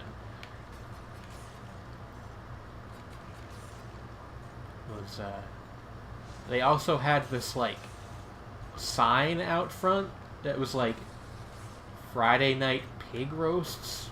Never went to one, because it just really didn't seem like my kind of thing. But I have to admit, it was sort of a point of morbid fascination for me, because I really couldn't figure out what a Friday night pig roast was. Not even was. Like, what are the implications of roasting a pig socially? Which now makes it sound like I'm talking about making fun of the pig, which I'm not, but that is a funny thing to consider also. Also, the impetus, going back again to the other conversation that we're simultaneously having, because the future is wild, like a Discovery Channel show, like, the impetus for the whole Twitch channel thing was that I wanted to install some stream widgets so I could capture the chat and, like, a subscriber list,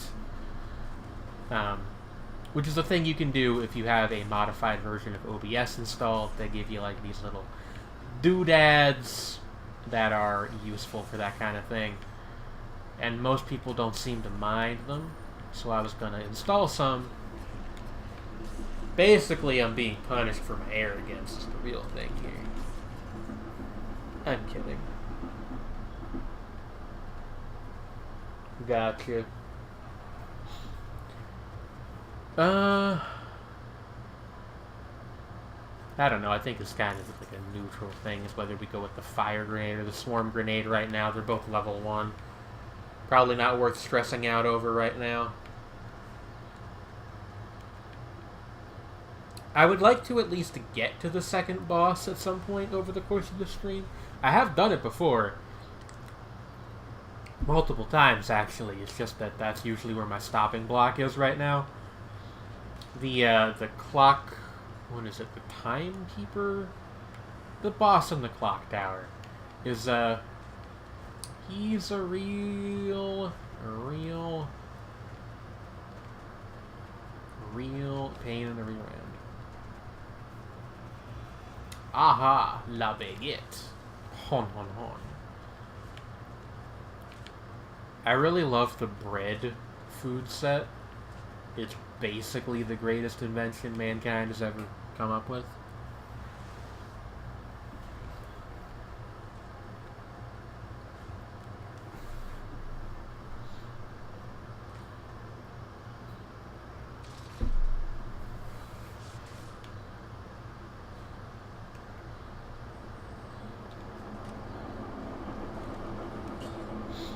I'm not gonna bother modifying these. I think that's kind of silly. Like, I think I've come to the decision that trying to roll like sick mods on your starting equipment is not usually super productive. It more seems like something you should do later in the game. But maybe I'll change my mind at some point. It's that fucking picture from the meme. Rolling mods on early items is pointless. Changed my mind. I can't find that. I'll just use the sword, I guess.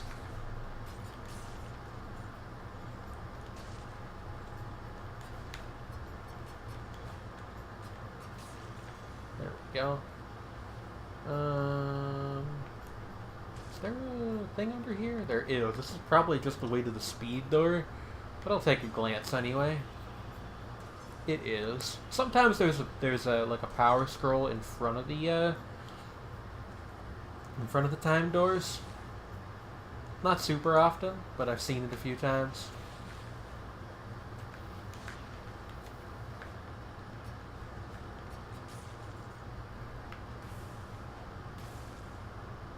Oh.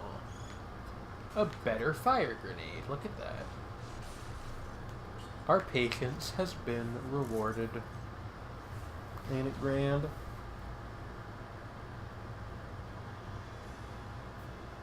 Is your computer good enough for those sorts of things anyway? Yeah, well, yes and no. This computer, my, actual streaming computer, which is technically my girlfriend's computer, but we both use it, is definitely up to the challenge. My little laptop is almost certainly not, but I would want to test it on there anyway. The only thing I ever stream off of my laptop anymore is the Toho Puppet Dance live plays, because for whatever reason that game does not work on this computer. Start it up and it gets caught in a boot loop. For reasons I can only guess at.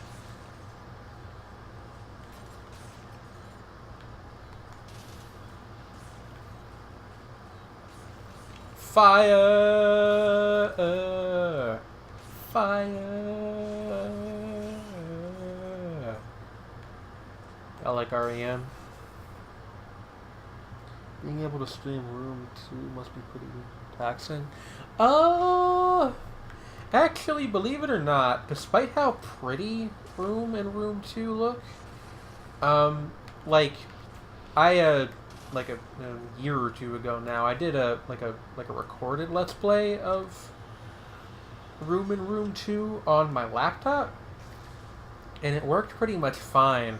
I think the reason that those games are not as taxing as they look like they might be is because most of the there's not really any particle effects or anything. It's just a lot of very detailed modeling work. And I think, don't quote me on this, but I think a fair amount of the graphics in the room are actually pre-rendered. So it's not a super big performance thing. If anybody ever tells you that I'm eloquent, they're a fucking liar. I just want that on the record. Girl, put your records on.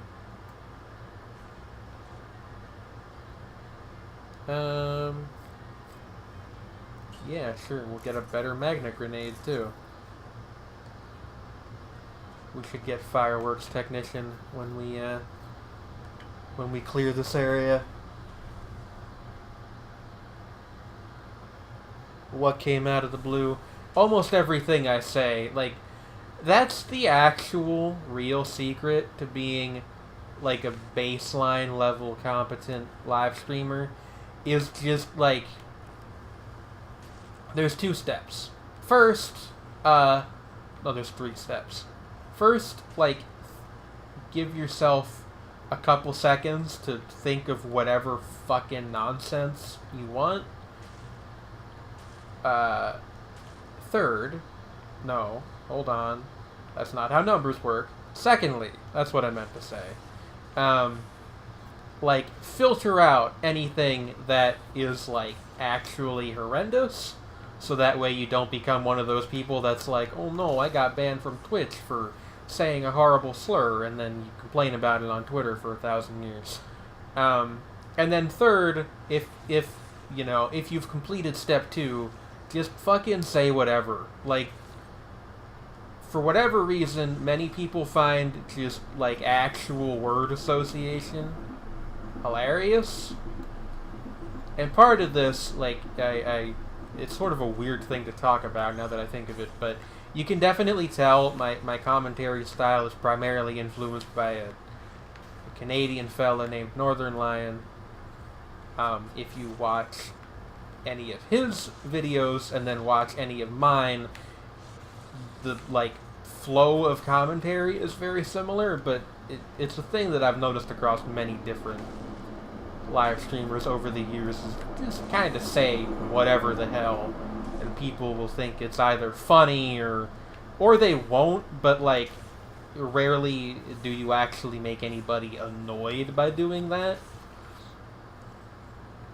You probably thank Raocow way back in, like, 2006 or so for firing up that whole stream of commentary, which is a fact that I'm sure he is not super proud of, but whatever.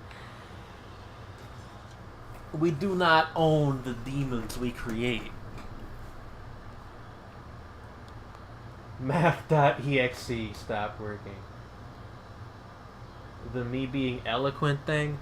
Oh, I just said that because I tried to, like, say something succinctly, and instead, like, half of my vocabulary vanished for a moment. It happens.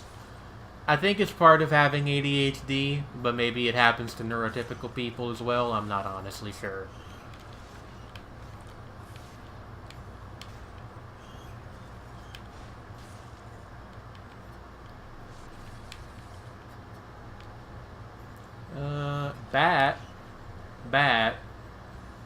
Bat. You're driving me batty. There we go.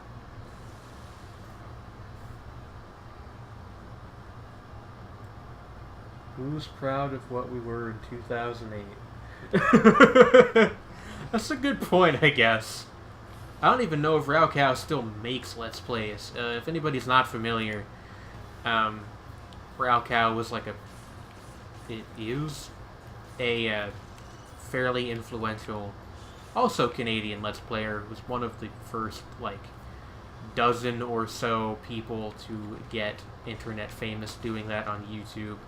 He also had his own website for a while. He was mostly famous for doing Super Mario World, like, stuff, and he branched out into other things from there. I was a huge fan of his for a time. It's not like I'm even, like, not that anymore. It's just like I haven't watched anything he's made in many a long year.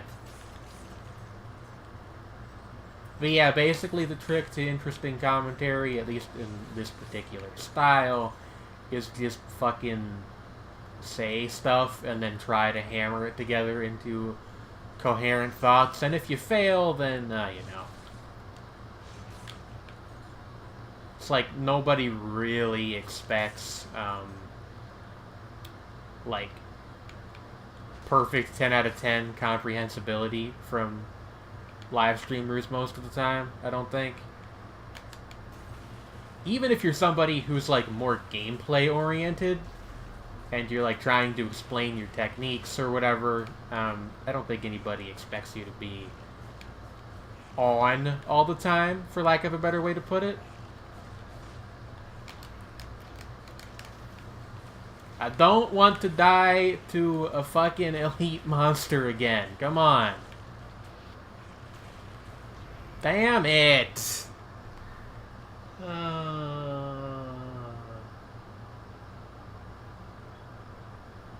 Batshit crazy. I believe that was said when I was fighting the bat. I understand. You've done a wordplay. The name rings a bell. I was more of a tipping 40s guy back in 2009 to 2012. I don't think I know who that is.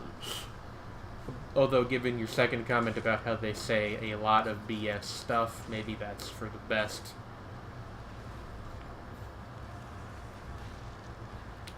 Also, like, a little bit of skill degradation when you're playing in front of an audience is to be expected, but I do still feel not amazing about my performance today.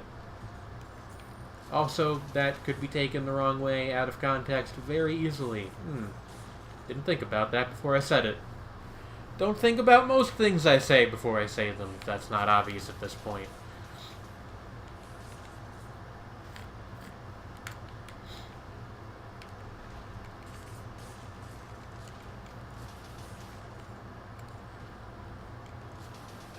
But, yeah, I was, like, fairly big into Raocow back in the day. I didn't start watching, like, a lot of Let's Play stuff until I got into Northern Lion and his, like, group of affiliated streamers.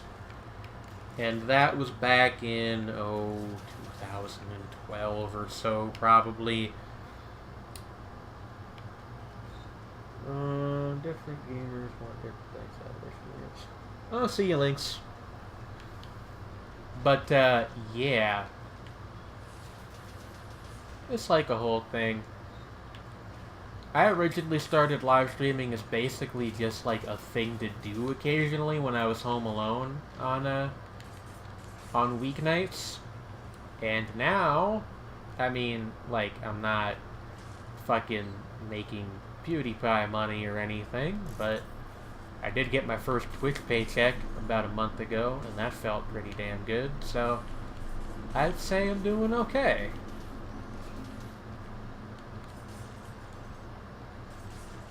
And I got a weekly schedule nowadays, which is more than some people can say.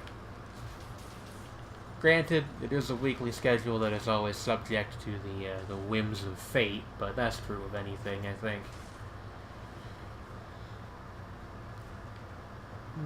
Nah, I don't need that. I wonder if this thing is the only spear in the game, or if there are more than one. You streaming right now? Yeah, that's another thing why I don't watch him quite as much anymore, is that his streams and mine actually overlap a lot of the time. But, yeah, I got into him for... How did I get into him? I think I actually,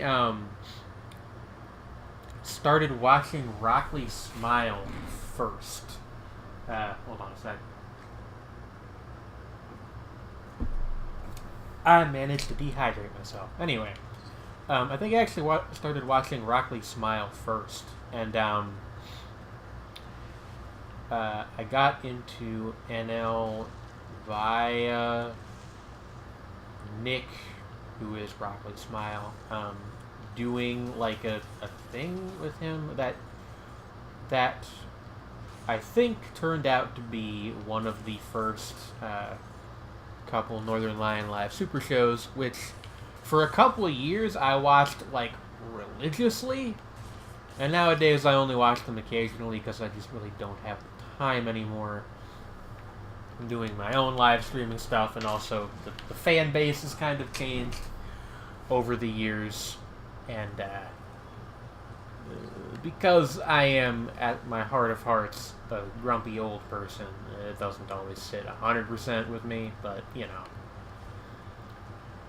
Things change, and they are what they are.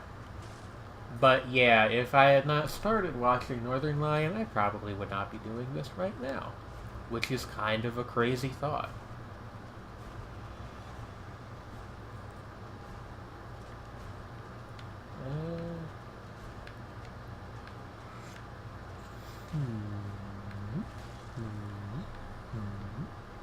A weird dearth of teleporters up there. Let's just move on to the promenade. There are 3 spears in the game.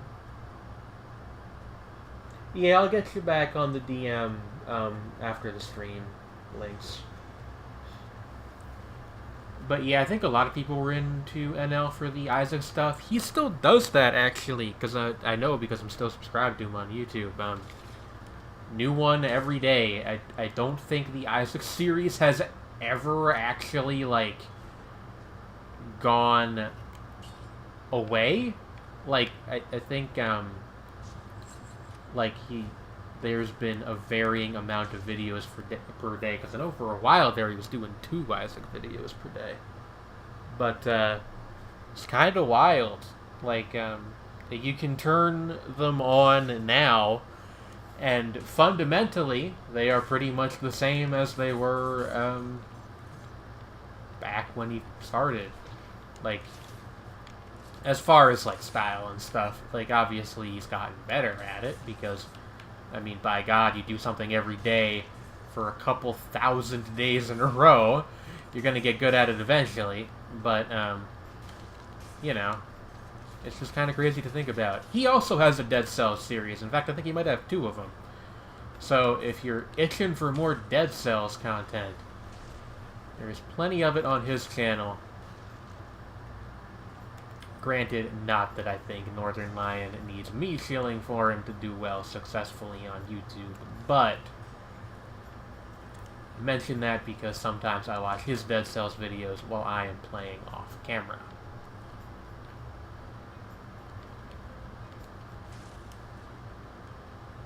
Beep, beep, a deep, beep. Hey.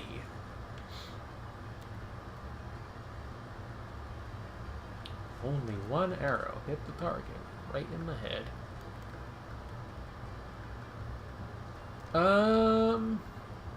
Nah, I don't think we need that right now. Y'all know that every single missile hit the target? That's a fact. Actually, it's like a fucking ancient Robotech meme. A show that I've never seen.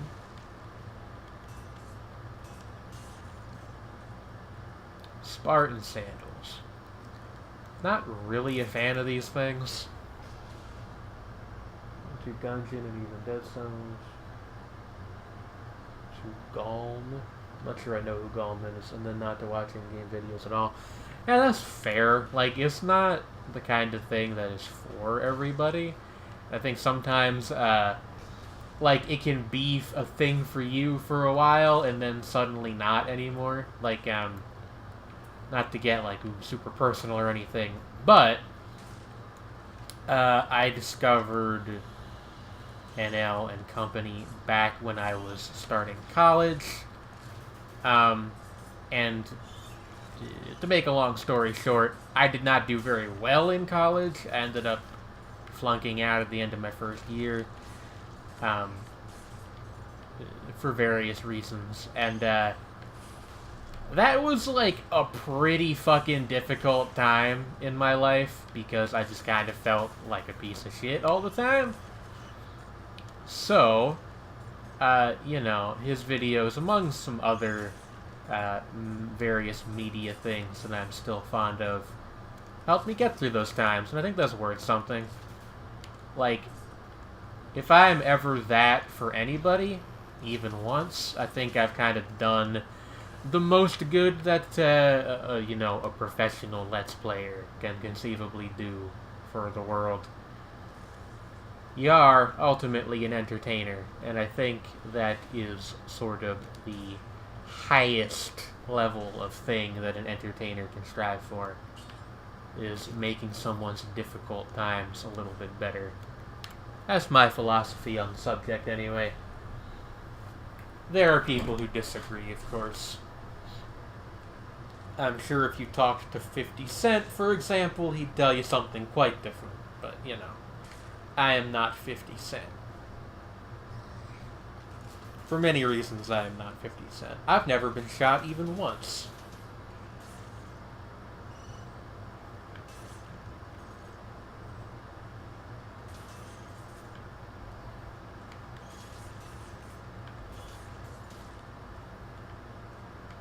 I do like the moveset on the Impaler. It's just kind of like sha-ta-ta-ta-ta. and I'm fond of the sha ta ta ta ta. Actually, so is the repeater. Now that I think of it, they got a nice rhythm to them. And like Johnny Cash said, get rhythm when you feel the blues. Come on, get rhythm. It's a good song. I haven't listened to that in a long time. I get ya.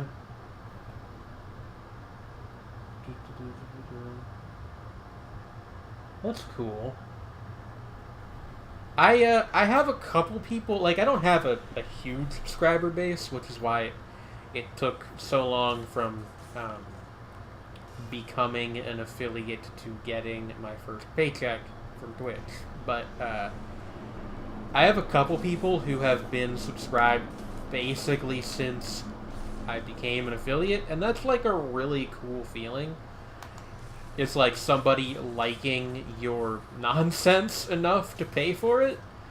Because you don't need to on Twitch is like the thing. Like, you subscribe to my channel and you get some emotes, basically, which are cool. Like, I like my emotes. I wouldn't have them on my channel if I didn't like them. But it's not, like, the sort of thing... to be perfectly frank with you, it's not the sort of thing that I would pay a couple bucks a month for. So, like, it's really surreal to be like, yeah, I've got, these couple people who are fans of what I do, and they pay me a few bucks a month to basically support my silly thing that started as a hobby and is now almost a career, like a demi-career, I guess, is how I would put it. Sort of. A hobby that makes money. I don't know what you call something that's not your job, per se, but... Like, I don't know, I kind of treat it like a job. I keep myself on schedule. Actually, I treat it more like a job than I treat my music, which is the thing that makes me the more money of the two. So I don't know what that says about me.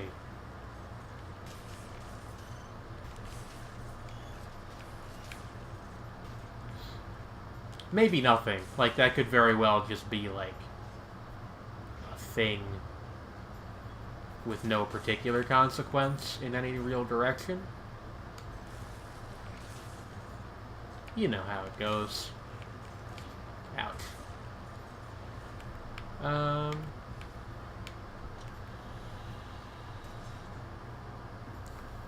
Has, like, 60 subscribers. Had a 1-year anniversary some time ago. That's really cool.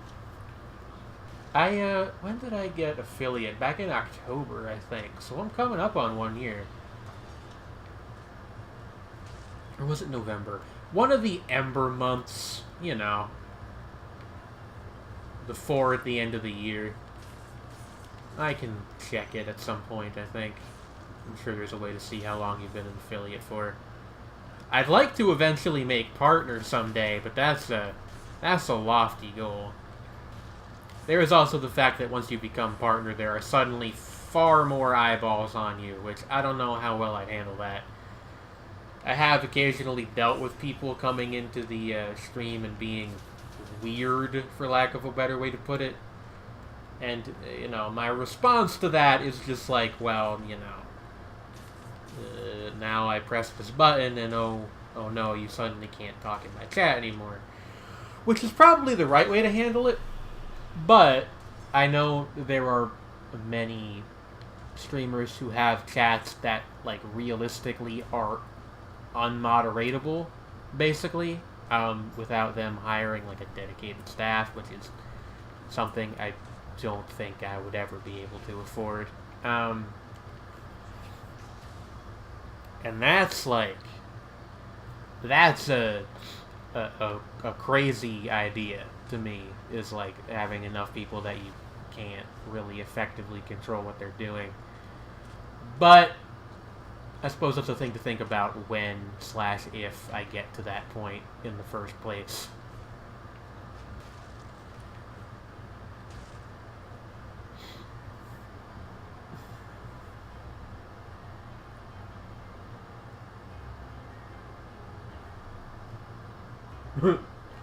Yeah, I don't know.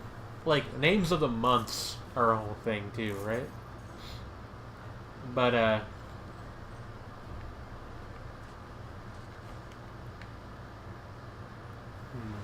why are the months called what they are, actually?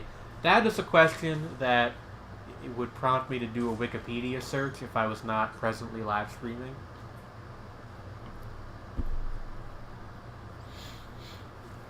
I don't know why I put so much emphasis on the second syllable right then.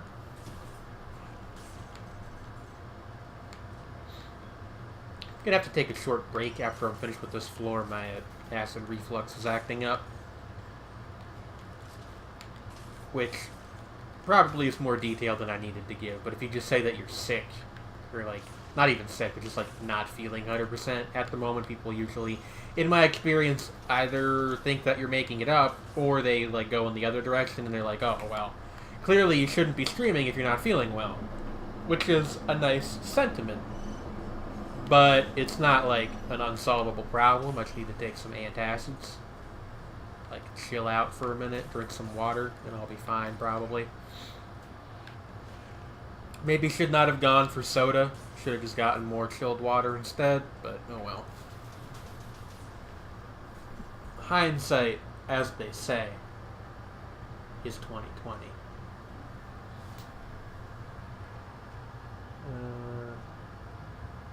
Romans hadn't decided to put July and August together after Julius and Augustus became Caesar. The person who messed it up did indeed get stabbed. That is funny. I was actually born on the Ides of March, which is the anniversary of Julius Caesar being, like, fucking stabbed in his back area. Which, because I am from a weirdly superstitious family, meant that my grandma was always like, oh, you need to be careful of your birthday. It was a whole thing when I was growing up. If you ever have children, don't say that kind of thing to them. Or their children's children. Or their... You know what I meant. Alright, let's grab Fireworks Technician, and I will be right back. See you guys momentarily.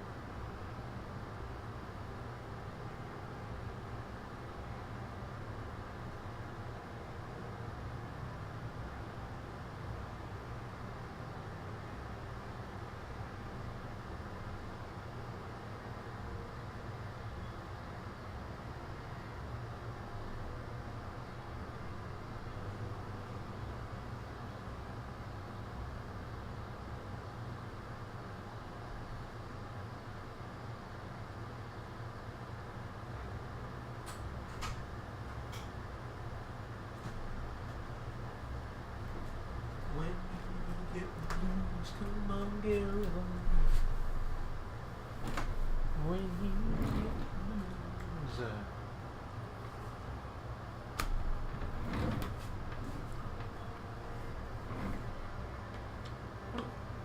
All right, I'm back and ready to rock and roll.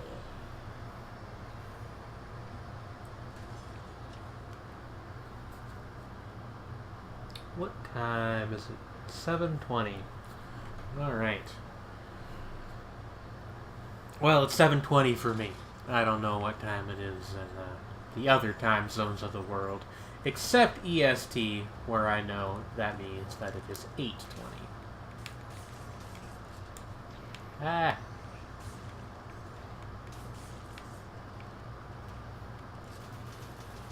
Depending on how this run goes, it might actually end up being our last one of the night. If we flub it soon, we will probably do another one. The nature of roguelike type-ish games is that rarely do you end the stream exactly when you mean to. Certainly not gonna stop in the middle of a run unless something like horribly important comes up, such as, for instance, my apartment catching on fire, or there being some kind of zombie apocalypse. Those are things that would make me end my broadcast mid-run. But otherwise, you know, you gotta be willing to put in a few extra minutes in order to beat the champ, as they say. I don't know what anything that I just said means, but that's how it goes sometimes on this planet we call Earth. And I'm a planet called Jane. Let's go. Assassin's Dagger 4. Nah, I want the spear still, I think.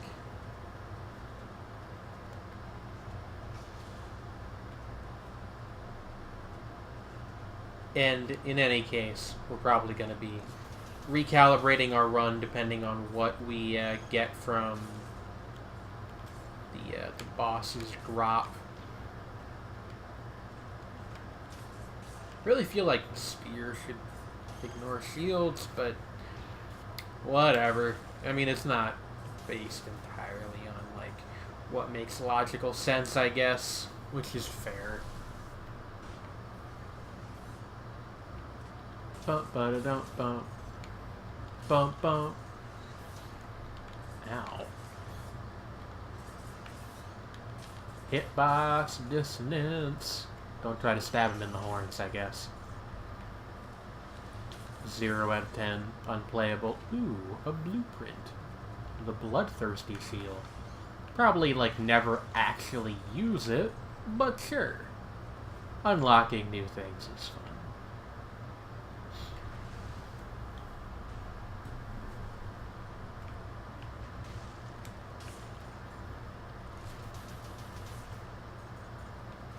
Gratata.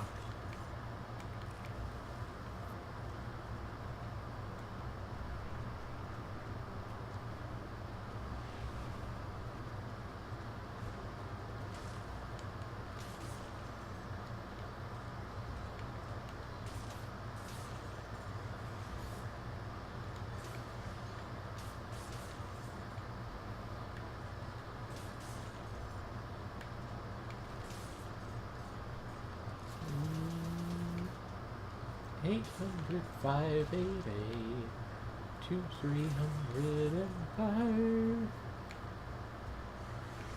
don't know why Empire Carpeting theme song popped into my head. Also, when it's for a business, they're called jingles, not theme songs. But, you know. Some damn effective stuff, you know?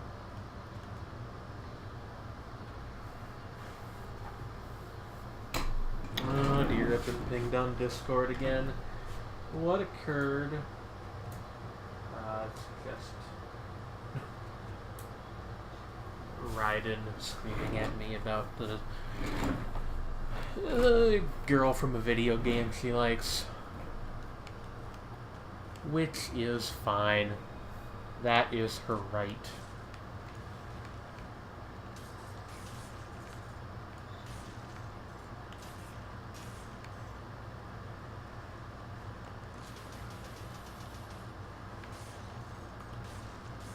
Okay.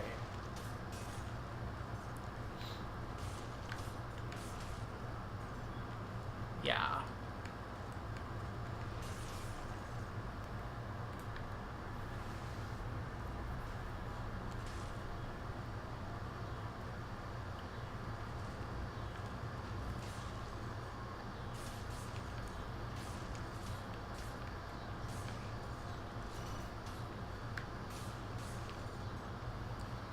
Okay.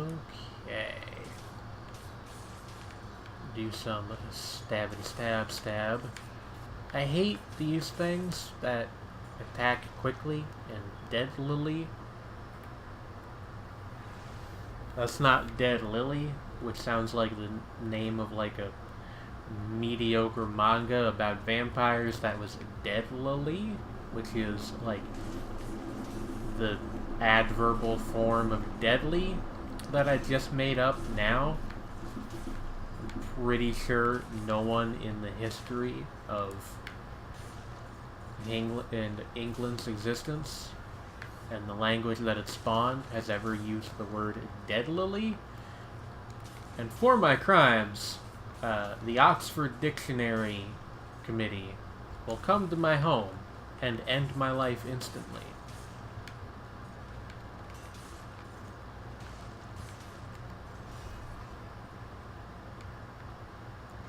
We're off the beaten path here, boys. Ah, I fell into a fucking ditch. That was smart.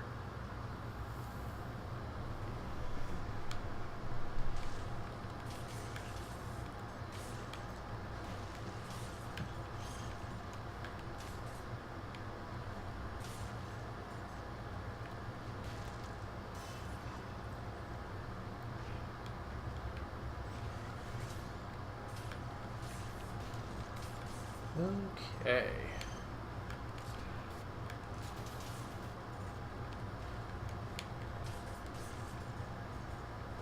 I have entered the Videogum fugue state.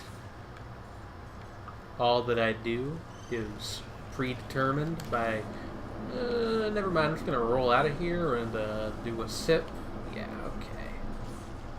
You ever just get demolished by, like, not even particularly dangerous enemies because you just kind of stood still and did nothing for a second while you were monologuing about nothing in particular? Happens to me all the time, to be honest.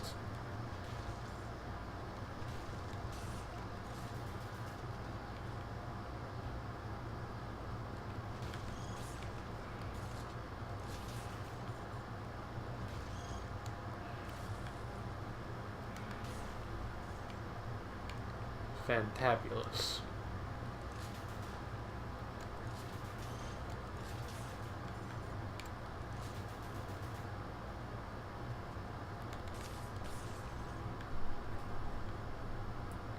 Alrighty.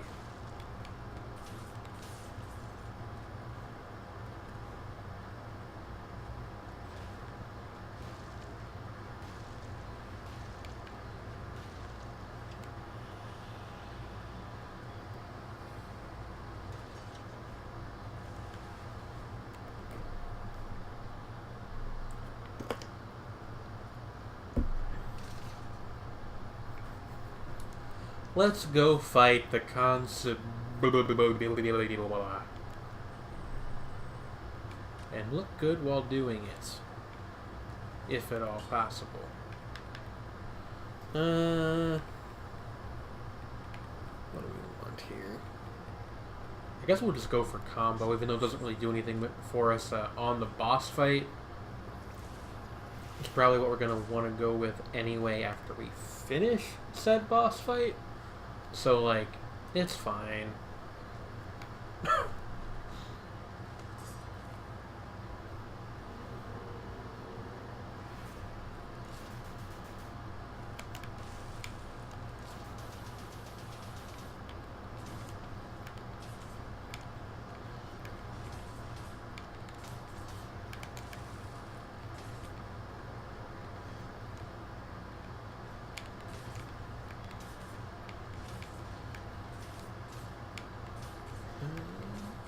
just gonna like keep doing this if you're cool with it. Like, duck and stab seems to be a pretty effective way of dealing with this fella. Probably be helpful if I didn't succumb to his easily telegraphed and easily avoided like fire wave attack. Trying to like imitate the fucking sorceress from Diablo 3. The well-known and well-regarded spell of Firewall. That's a bit of some Diablo. Wow. All right. Would you like to know what happened there? I had a moment of pure brilliance. Took my hand off the controller in order to scratch my face because it was a little bit itchy. And for my insolence, I was punished with death. That's fine. We'll do one more run here. I mean, it's not fine because I was like more so than any other death I've had today. That was incredibly easy to avoid. But like, you know, things happen. All I really had to do was, like, wait 2 seconds until I had killed the boss to itch my nose. I don't know why I pronounced nose as naz. I think I was trying to say schnoz, which is like a slang term for one's nose, but halfway through, my brain decided, no, if you say that, no one will know what you mean. So we switched to the normal word, but, like, not in time.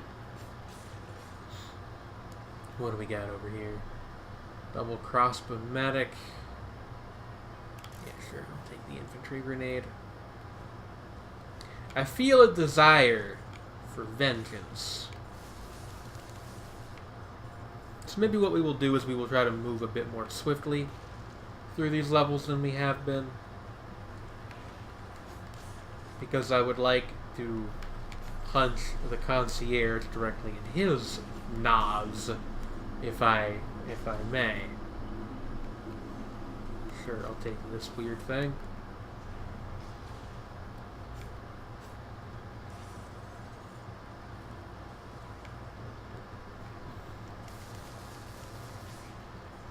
Yes.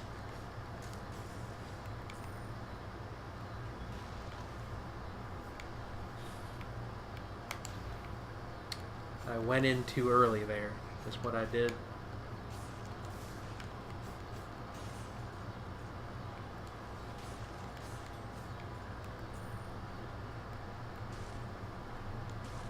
Oh boy.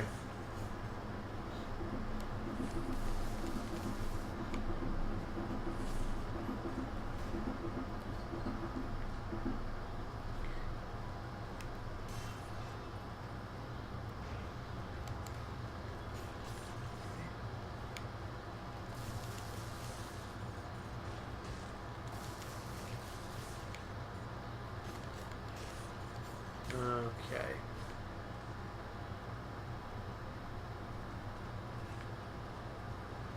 Hold on. Why is... I had flux turned on. Can I turn it off? Thank you. Okay. I don't think that was actually showing up on screen, but still. Why turn that on while playing a video game, you know?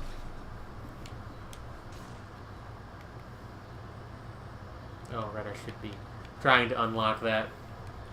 My mistake.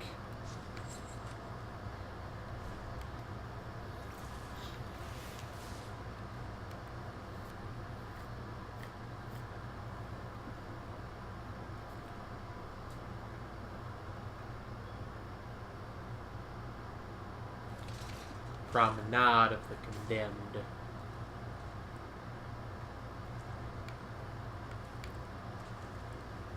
Why always that exact jumping puzzle?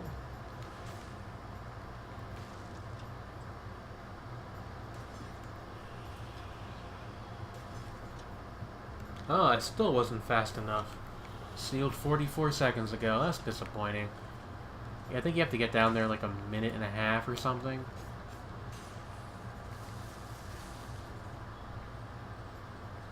Whatever.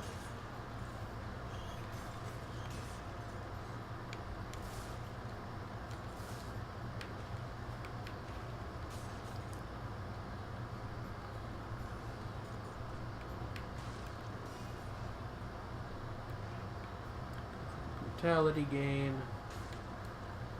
Cut open the door because fuck doors. What have they ever done for me? Door to my room actually doesn't close properly. So really, like, what have they done for me? Other than, like, keep my home safe. But, you know, that's nothing.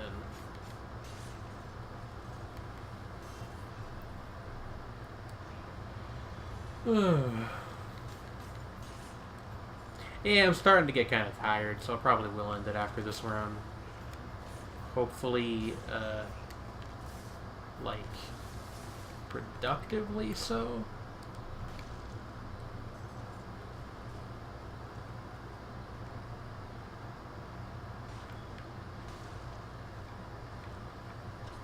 Let me check on something real quick. Ah! Thanks for that, fucking Microsoft announcements.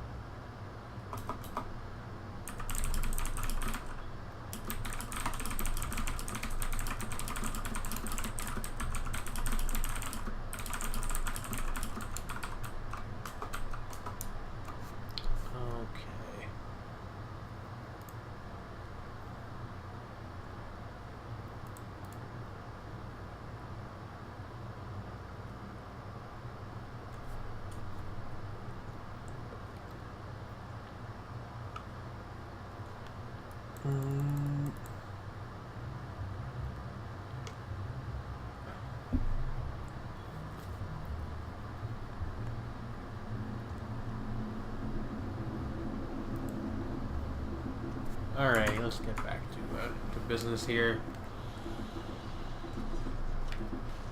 If anybody's got like any questions or anything about anything, really, do feel free to ask away.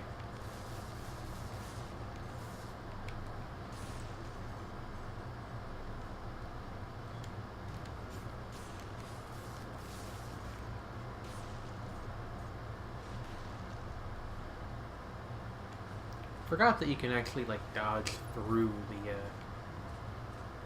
swinging hellball things.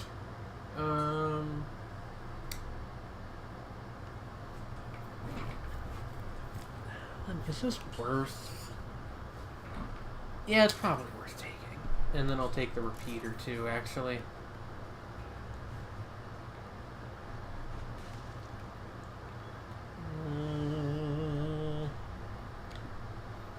Yes.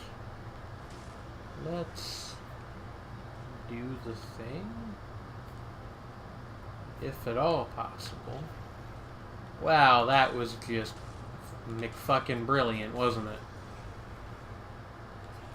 Yes, I said McFucking. It's like McDonald's, but, well, use your imagination, really.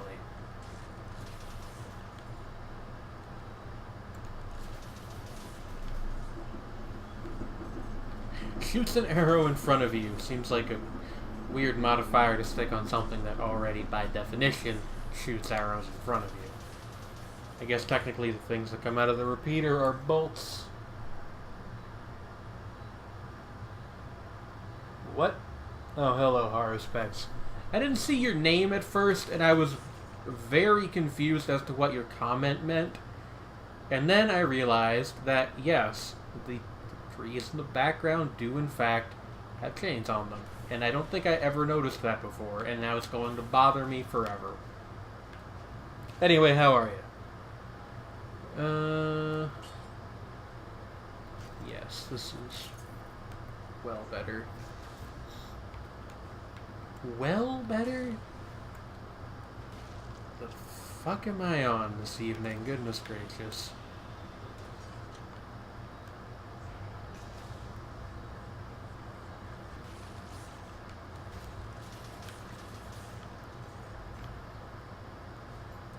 A croissant.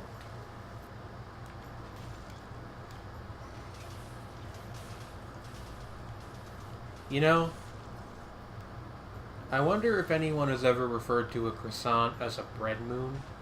It's kind of what they are. Lubibrious. I think there's a Little Ugly Mane song called that. Welcome to another thrilling edition of Jane Makes Jokes for Herself and literally no one else. Okay.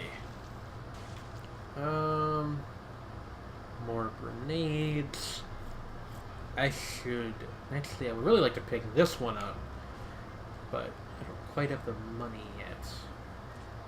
Gotta earn a little more scratch, as they say, and come back here later. And if not, we'll just get the regular fire grenade. No, actually, I think this might... No, there's a little bit of level left yet. Lightning bolt, ice grenade 2. I'll take the ice grenade.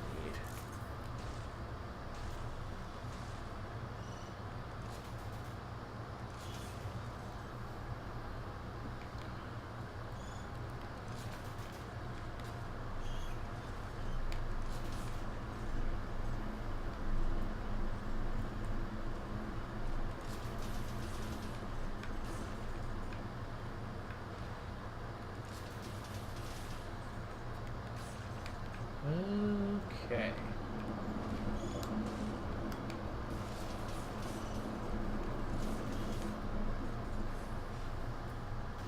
Hey, Win, how are ya?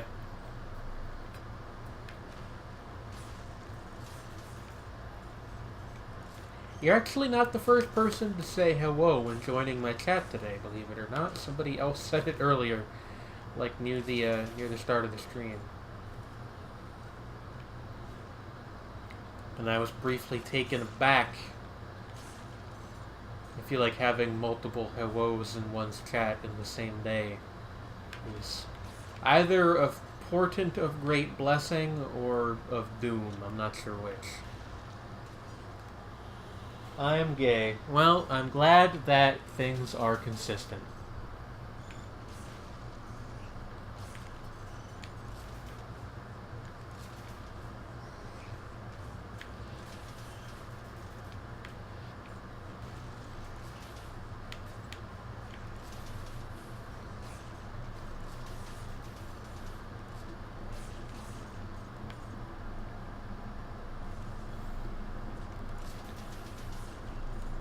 Bitch, I'm lugubrious.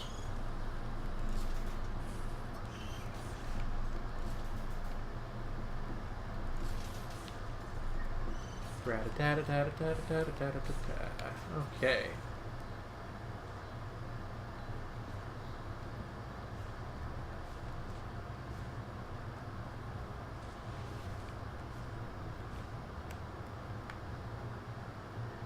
Another place I can't get to until I find that, like, wall jumping rune. I'm gonna have to look that up, because I have searched high, low, and middle. And I have yet to discover where exactly I'm supposed to get that from.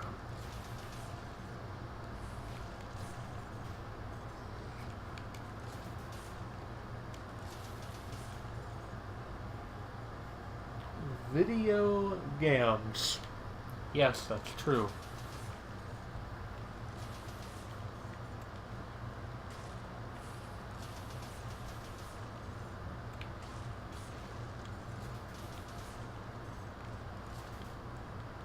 Sometimes you have to video game. Or even Videogam. The dark cousin of the video game.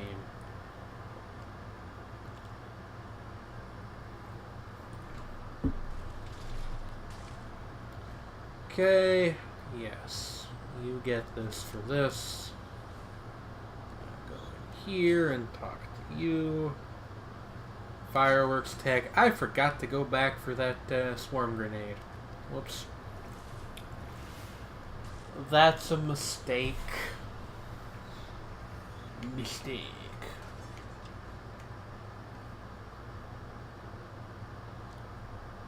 Surely it will haunt me until the end of my life.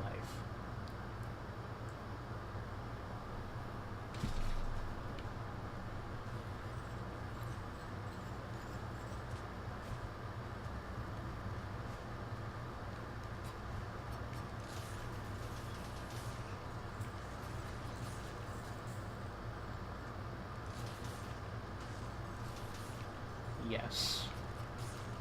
I do like how having, like, a knife and what is essentially a machine gun makes me some kind of, like, Castlevania equivalent of, like, a fucking Special Forces commando or something.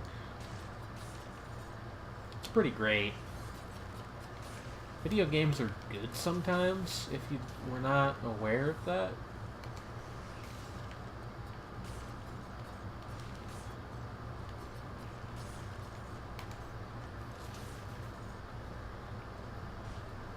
Wow, the infantry grenade recharges really quickly. I guess that's like the point in its favor.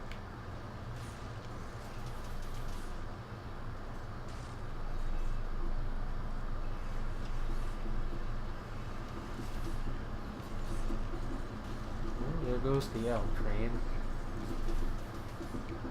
That's the first time I've noticed it today, but it's probably not the first. In fact, I know it's not the first time it's rolled past during the course of the stream. Something would have had to have gone very wrong for the L to not run until 8 p.m. at night, almost.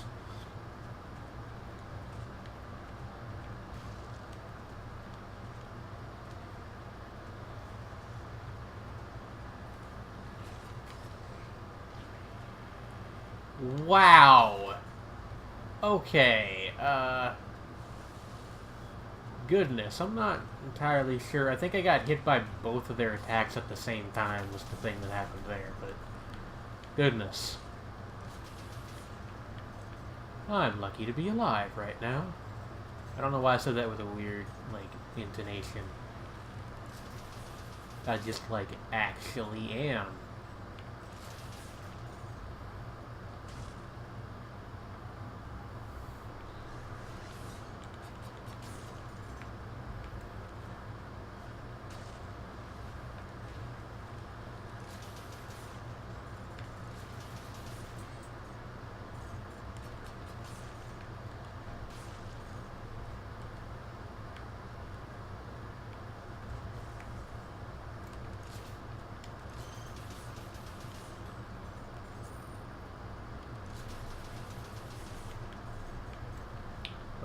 Okay. Treasure chest. Hey, here's a swarm grenade. Yeah, this'll do. Pig. This'll do. Wilbur would have been a very different film if it involved a grenade in any capacity, really. I don't think I've thought about Wilbur the Pig in, like, a good 10, 15 years. just not something that comes up very often anymore. Because, you know, it's a kid's movie about a pig. Was it a kid's movie even? I don't actually remember if it was made for children or if it was just one of those things that got shown in schools sometimes despite not being for kids, like Napoleon Dynamite. Actually watched Napoleon Dynamite in my 5th grade, it was like the second to last day of school or something. It was one of the weirder experiences of my young life. Not even bad necessarily, just like weird.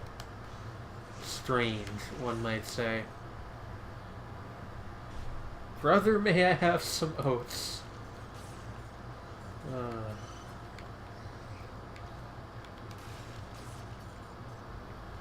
Goes to supermarket, actually buys oats instead. Like a boss, 420.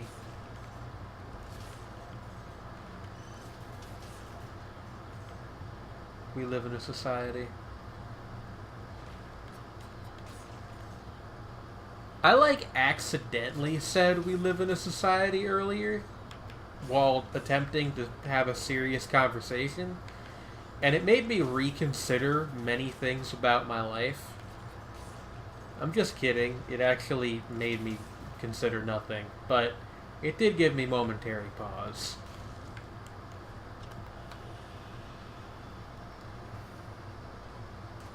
Alright, Black Bridge. Pigs don't have money, so they can't buy oats.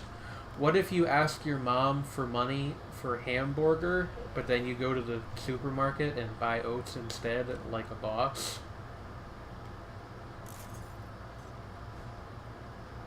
.420, blaze it, we live in a society.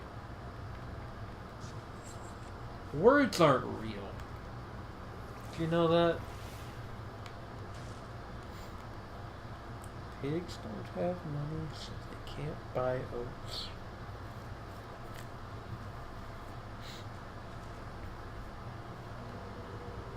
The concierge.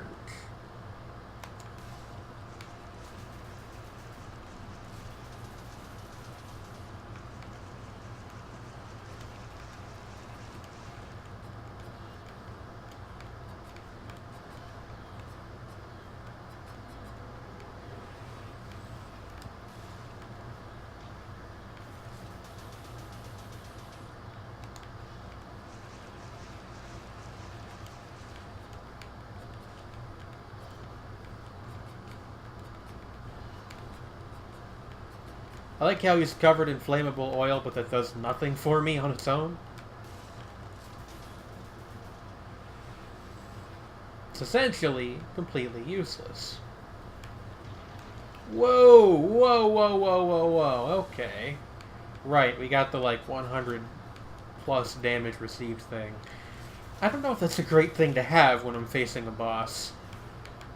I mean, on its own, it's usually fine because of why enemies are dangerous in this game. But with bosses, it's easier to be bursted down quite quickly with just a few attacks. I don't know.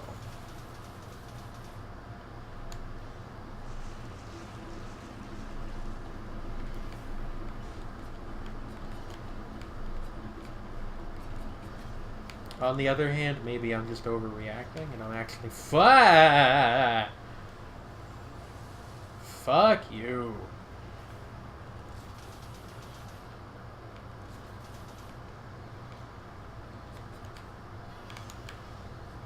Me, an hour ago. Well, I can't believe I used to have problems with this guy. Me half an hour ago, just dying mercilessly to him. And now, on the fast track to do that same thing again.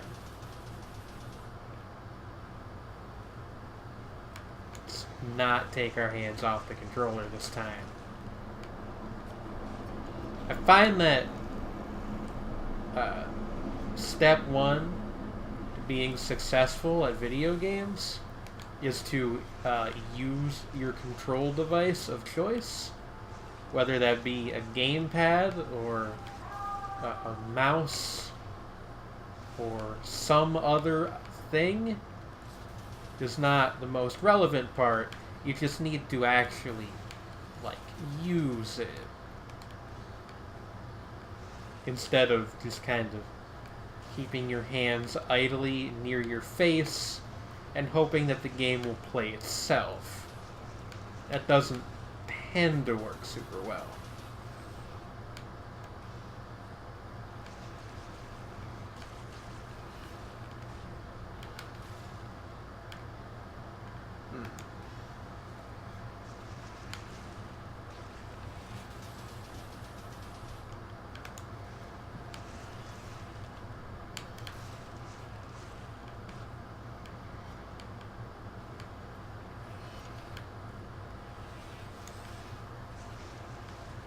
Keep timing these grenade throws really poorly. Okay, hit me with the fire wave. I mean, don't actually, like, hit me with it, but you know what I meant. Don't be pedantic, Michael. Nobody likes it. I don't know who Michael is. I guess I've just decided that that's the concierge's real name. I already know enough Michaels. I don't know that I really needed another one, but, you know. We'll make do.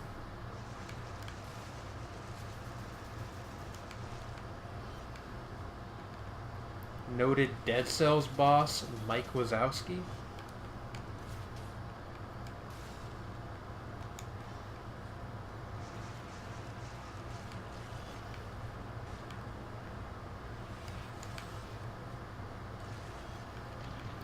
Ooh. Could we not?